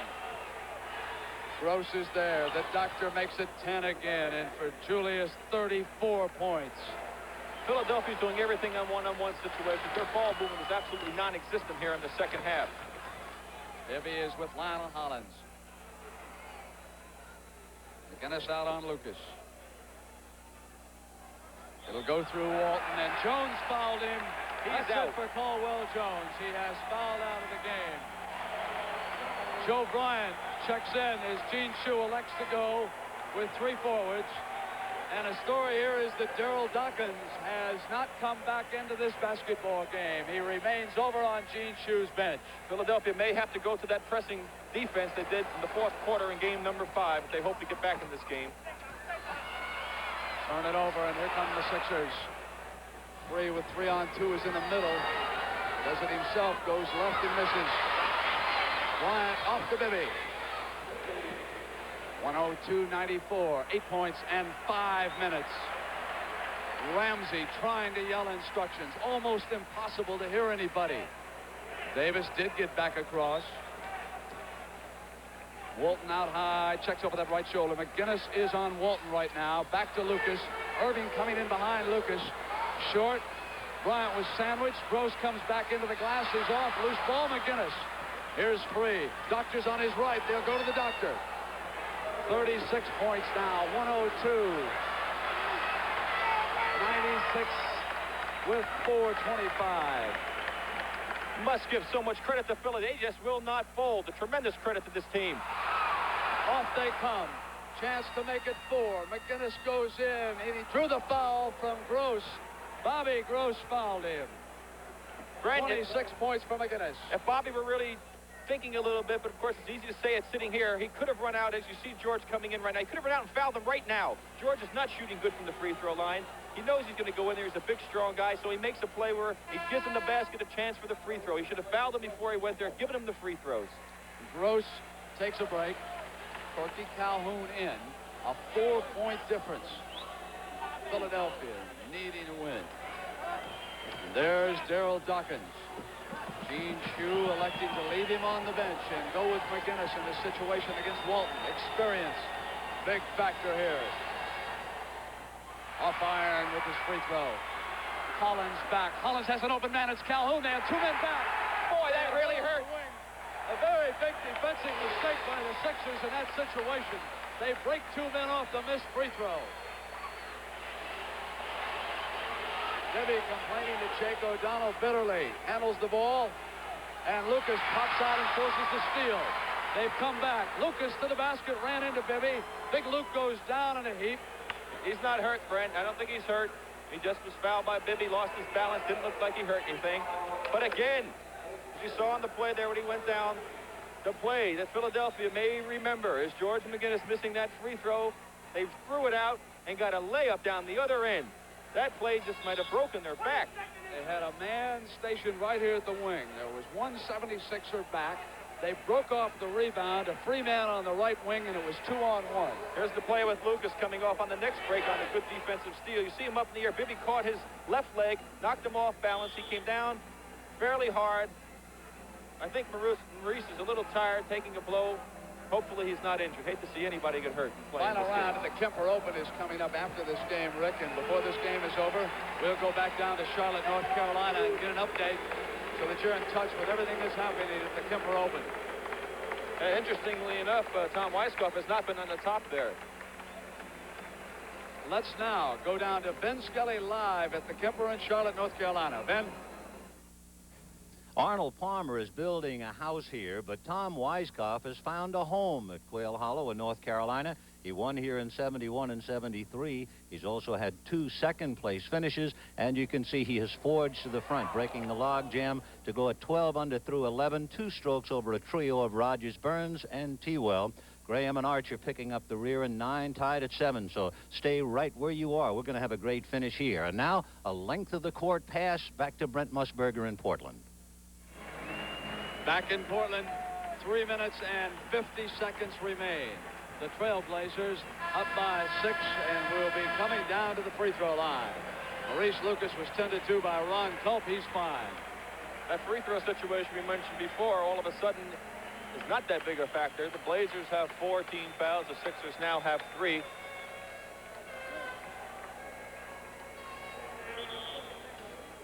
Listening to Jack Ramsey, who no doubt has told this team to be patient. Listen to the crowd. This whole city, I think, is on its feet, not only here in this arena, but outside, where they're watching on television sets. We had a basket of fruit brought over to the table for Rick and I before the game, and a note said it was from Sam and Phil. We later found out that Sam and Phil had come to the back door and said they were florists delivering this to us. They just wanted to get into the basketball game. And they're here watching, standing around someplace. Right now, Philadelphia, again, have to play the tough defense, try to stop Portland from scoring, hopefully keep them outside, try to get some good ball movement, get inside, get some good opportunity shots, and hope that they fall in the basket. 105-98 with that free throw. A 7-point difference. Time remaining is there in the insert. Right-hand corner.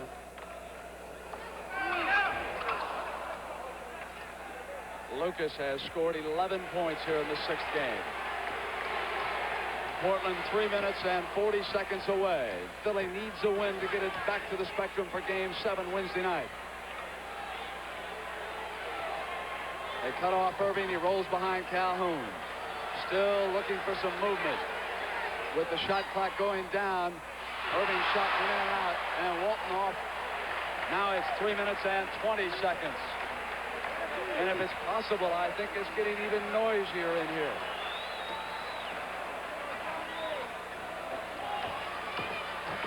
Hollins up on the shot. McGinnis off to Lloyd free.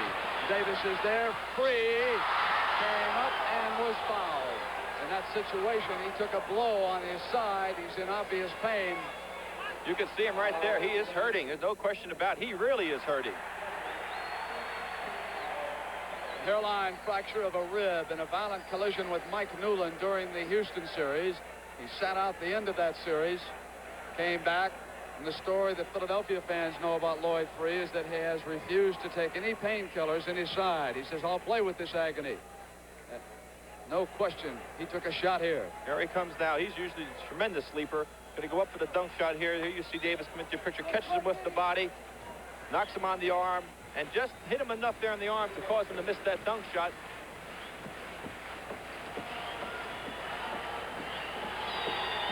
Free is now 7 for 7 from the free throw line. Plenty of time to go. Philadelphia is still right in the thick of it. You can still see Lloyd Free wincing, holding on to his rib cage. This man's showing a lot of guts out here, Brent. With emotions running so high, those who can remain cool will affect the outcome of this game. Calmness right now with a 5-point difference in 3 minutes. They go to that zone trap that works so well in Philadelphia. Cut by Bryant. Hollins goes after it. Knocked out of bounds. Now, yesterday at the Portland practice, Jack Ramsey worked long and hard against that zone press, and of course, he's one of the college coaches who designed it. Right now, I was surprised to see Bill Walton throw that kind of pass. That's the type of pass the defense wants you to throw in that situation. A long, high pass. As Collins comes in. Walton going up on McGinnis, off iron. Oh! Driven back in, and McGinnis fouled him. What a bad break for Philadelphia that time. Portland just living right in this situation. Julius had the rebound. Lost control, got knocked away by Lucas. He'll go to the foul line. 4 fouls of the Sixers. Will only have 2 shots. That is 5 fouls on McGinnis. Irving complaining that he was also fouled. 5 on Lucas. Jones, of course, fouled out. First free throw.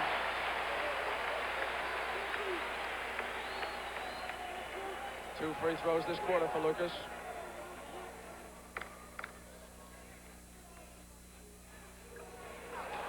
Six-point lead and 2 minutes and 45 seconds, and here come the 76ers.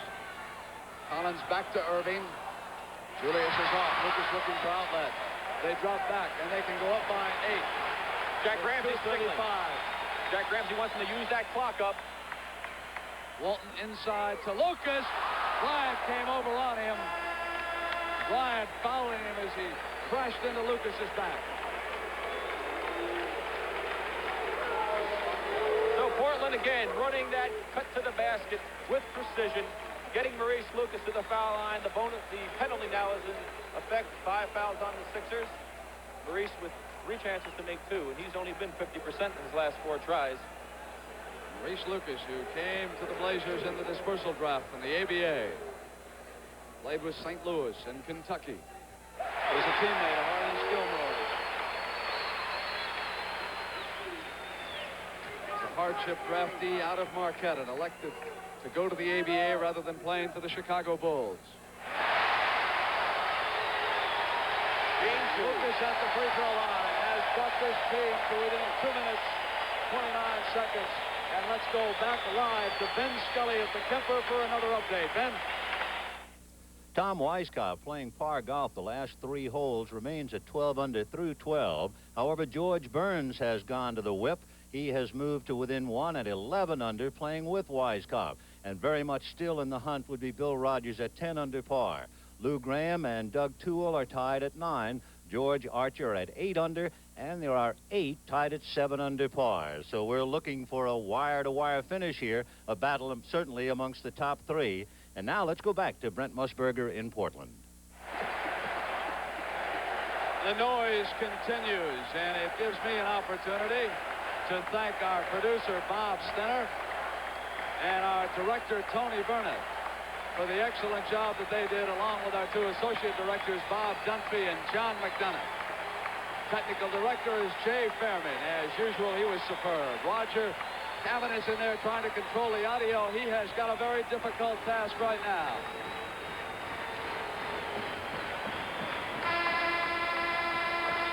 Brooks Graham, of course, the man in charge of our technical crew, and he certainly deserves to be thanked for the job he did not only here, but all season long for CBS.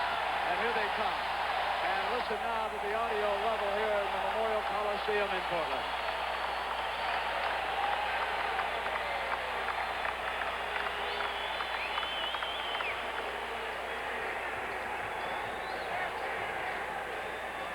Floyd Free, way outside this time.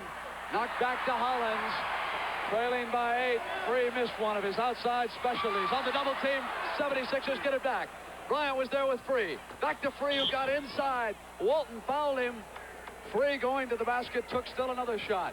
So Lloyd Free missed. He did not pout. He got back on defense, and Ian Bryant went to the double team. There's the play. McGinnis comes in, gets Walton to commit, makes the nice pass. Bill a little bit out of position. As Free goes up, Bill catches him with the body, hits him with the arm.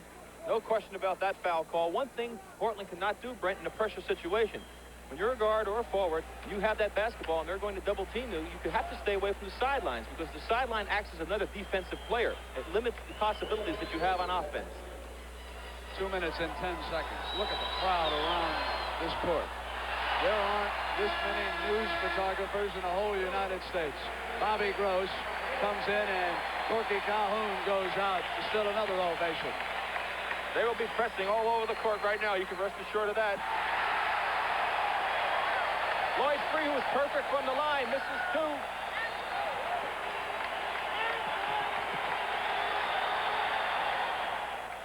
Seven-point difference. 108-101. 208. Gross off to Hollins against the pressure. Lucas, they find the open men. Davis comes dribbling around Bryant. You can watch the shot clock. Walton bounced off at Doug Collins. And there was a foul called on Bill. Offense. 4 fouls on Walton. There's the play right here. Collins moves over, Well, Doug was not set that time. Philadelphia got a break on it. Doug Collins, very good in making that type of move in a defensive situation.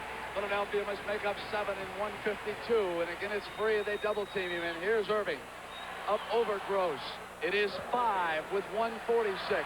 Pressure in the backcourt. Double team the ball. There's got to be all kinds of white jerseys, and they get it up court. That's smart. That's smart by Lucas. The clock is their biggest ally, Brent. They do not need to score. They can just hold that ball out there right now. Leading by 5 with a minute and a half. They bring the shot clock down. Watch it when it gets inside 5. There it is. They need it. Holland spotted it. Off to Walton. Walton comes up. McGinnis comes in behind him. No foul. 108, 103, and 120. Free outside. It's spun out. And Hollins with 114 and a 5-point lead. They double team it. Here it is to Lucas at the wing. Goes back to Hollins. Quickly now to Gross, who tapped it to the open man, Lucas. Watch the shot clock. Game clock down toward 1 minute. They're on their feet here in the Memorial Coliseum. They can sense it now. Their first year in the playoffs. And they're inside of a minute for a championship. Lucas is off. Down now comes the doctor. There was a whistle. So hard to hear whistles in this arena now. Maurice Lucas. Philly got a big break right there, Brent. There's actually 2 fouls on Gross. Maurice Lucas took a jump shot from the side. He did not see Lionel Hollins cutting down the middle. He was wide open, would have had a layup that would have iced this game. As it is with that foul by Gross, there's a chance now to cut this lead down to 3 points with 51 seconds to go, and that is a lot of time. Dunleavy reports in. Gene Shue telling him to tell everybody no fouls. They're down by 5 with 51 seconds. And so again, Brent, Jack Ramsey electing to bring in Dave Porzic, the man that he feels can do whatever is necessary depending upon the situation. He wants them in there to settle them down. Steve Jones has moved back here to courtside, and Steve, this is your hometown, and it's about to go crazy. Oh, they're all getting ready to go bananas, but again, the game is not over until the gun has gone off, and Philadelphia still has a chance. Portland has to move the ball and handle themselves a little bit better in this pressure situation. 3-point difference right now, Steve. Down toward 40 seconds. Porzic holding it up. Gross, Walton there, and they play catch. Shot clock down inside 10. Watch the game clock. A 3-point difference. 108, 105. Porzic, and Lucas cleaned it up with 28 seconds.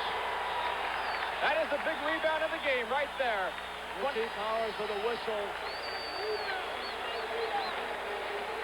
Philly had gotten that rebound, Brent. They had a chance to make it a 1-point game. Anything could have happened. Let's watch the play. Porzic takes the shot. Got a good shot from the corner. Collins with good defense. Ball comes off. Maurice Lucas. The ball just happened to take a good bounce because McGinnis had inside position.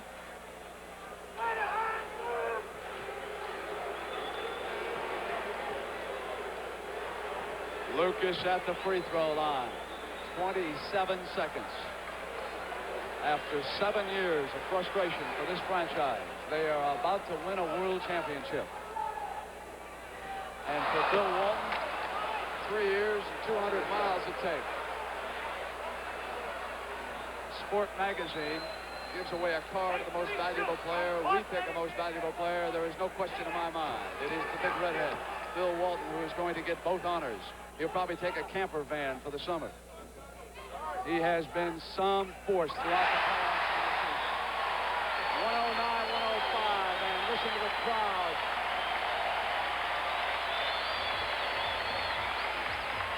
Got a timeout here. They bring him over. Just 27 seconds, and Portland, Oregon will erupt with a championship. At Allegheny Ludlam Industries, we're in a very special business because we make and use special metals in a lot of different ways nobody else does. Like that Jacobson mower back there. It's made by one of our companies.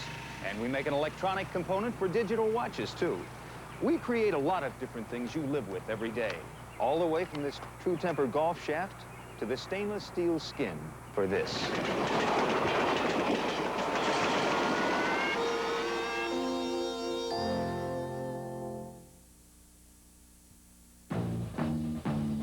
We're good and tough, we're the Kellys.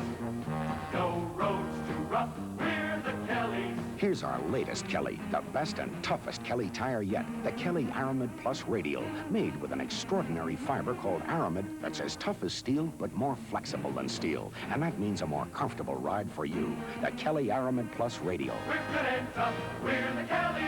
Rolling, rolling, rolling. I remember that winter afternoon in Green Bay, Wisconsin. It was the Packers and the New York Giants. And the Packers played with such precision after having lost the title game the year before to the Philadelphia Eagles. Now it's a different sport, a different city, but the same feeling. Portland, Oregon, just 27 seconds away. The whole state of Oregon closing in on its first professional championship. Everybody will count the 27 seconds down. The magnificent Julius Erving goes off now to Joe Bryant. Walton rejects another one. Outside, McGinnis hits a field goal. They're right there, Brent. Good defense. They make a steal. They can get back. Wisely, they call timeout to get the ball at half court. Here we come. So the 76ers not quitting no matter what I or anybody else about to say. And let me say something right here about Philadelphia, since I have done more of their games than any other team this year in the NBA. Regardless of what happens here this afternoon or a 7th game on Wednesday, they have been such a joy to watch with their individual talent. And we have had so many great moments with the 76ers. And if they lose it, their organization and the players deserve to be congratulated. There's going to be, I know, some changes with them if they lose it, but they deserve it. Well, they certainly did, and they've hung in tough in this ball game and deserve a tremendous amount of credit. And here's the last play right now. Julius comes over. Good defenses. 3 men around him. He passes off. Walton with a great block shot, a big break for Philly as the ball bounces back to McGinnis. McGinnis will pick it up, put it in the basket, and now Philadelphia's gotten himself within striking range, even though there's only 18 seconds to go. They will come in. They will pressure all over the floor, try to come up with the steal, hopefully to go down and score a basket and tie this game. If they cannot make the steal, when the clock gets down to somewhere around 6 seconds or 5 seconds, they more than likely will have to gamble and hopefully foul someone who is not a real good free throw shooter and hope that he misses at the free throw line. 18 seconds. A 2-point Portland lead for the Trailblazers. Towards it, Lucas, Walton, Gross, and Davis. For Philadelphia, Collins, Bryant, Dunleavy, McGinnis, and Irving. McGinnis has erupted in Game 6 for 28. And the Doctor, magnificent as usual, has scored 40 points in this game. Brent, I can remember some of those series with the Celtics and the Lakers when an inbounds pass was stolen by Havlicek. He went down, scored, tied the ball game. Looked like the Lakers had it won. Here is Gross, takes the inbound pass, and McGinnis is over there to tie him up. Jump ball in Portland. A jump ball with 16 seconds. George McGinnis, mired in a slump, has given the 76ers one last shot with 16. And a reminder that Kemper open next, but don't go away from this. Suddenly, Gene Shue and the 76ers are breathing. They hang tough. It'll be Gross and McGinnis, 109-107. Philadelphia needing a break off the tap. It goes to free. They can tie it. Philadelphia can tie it. Hernandez, the Doctor outside. Off iron, free with a rebound. 7, Gross is over there on him. Goes back now. You got the signal to Philadelphia. The ball went out of bounds in 5 seconds. 109-107. Philadelphia with possession. They had their chances that time. Maurice Lucas, I don't know where he's playing right now. If they take the ball in bounds, George McGinnis is wide open. I don't know what he's doing. Here's McGinnis. Lucas comes out. McGinnis for the tie. It's off. Irving is there. It's over. Portland has won the championship. 109-107. They've gone wild in Portland. The Portland Trailblazers, their first year in the NBA playoffs. The baskets are down. The one on my left, Walton has had the jersey stripped off him. Walton and the Trailblazers trying to battle through the crowd to the locker room. A world championship for the Blazers. But the 76ers came right down to the end and would not quit it this game. And so for Steve Jones and Rick Barry, this is Brent Musburger saying so long from Portland, Oregon, where they've gone wild. 109-107, the Blazers championship. The NBA on CBS is a presentation of CBS Sports. Shirley MacLaine performs and talks about her mid-career revival, and Dan Rather investigates the new godfather of organized crime, Who's Who, tonight at 10, 9 Central on CBS.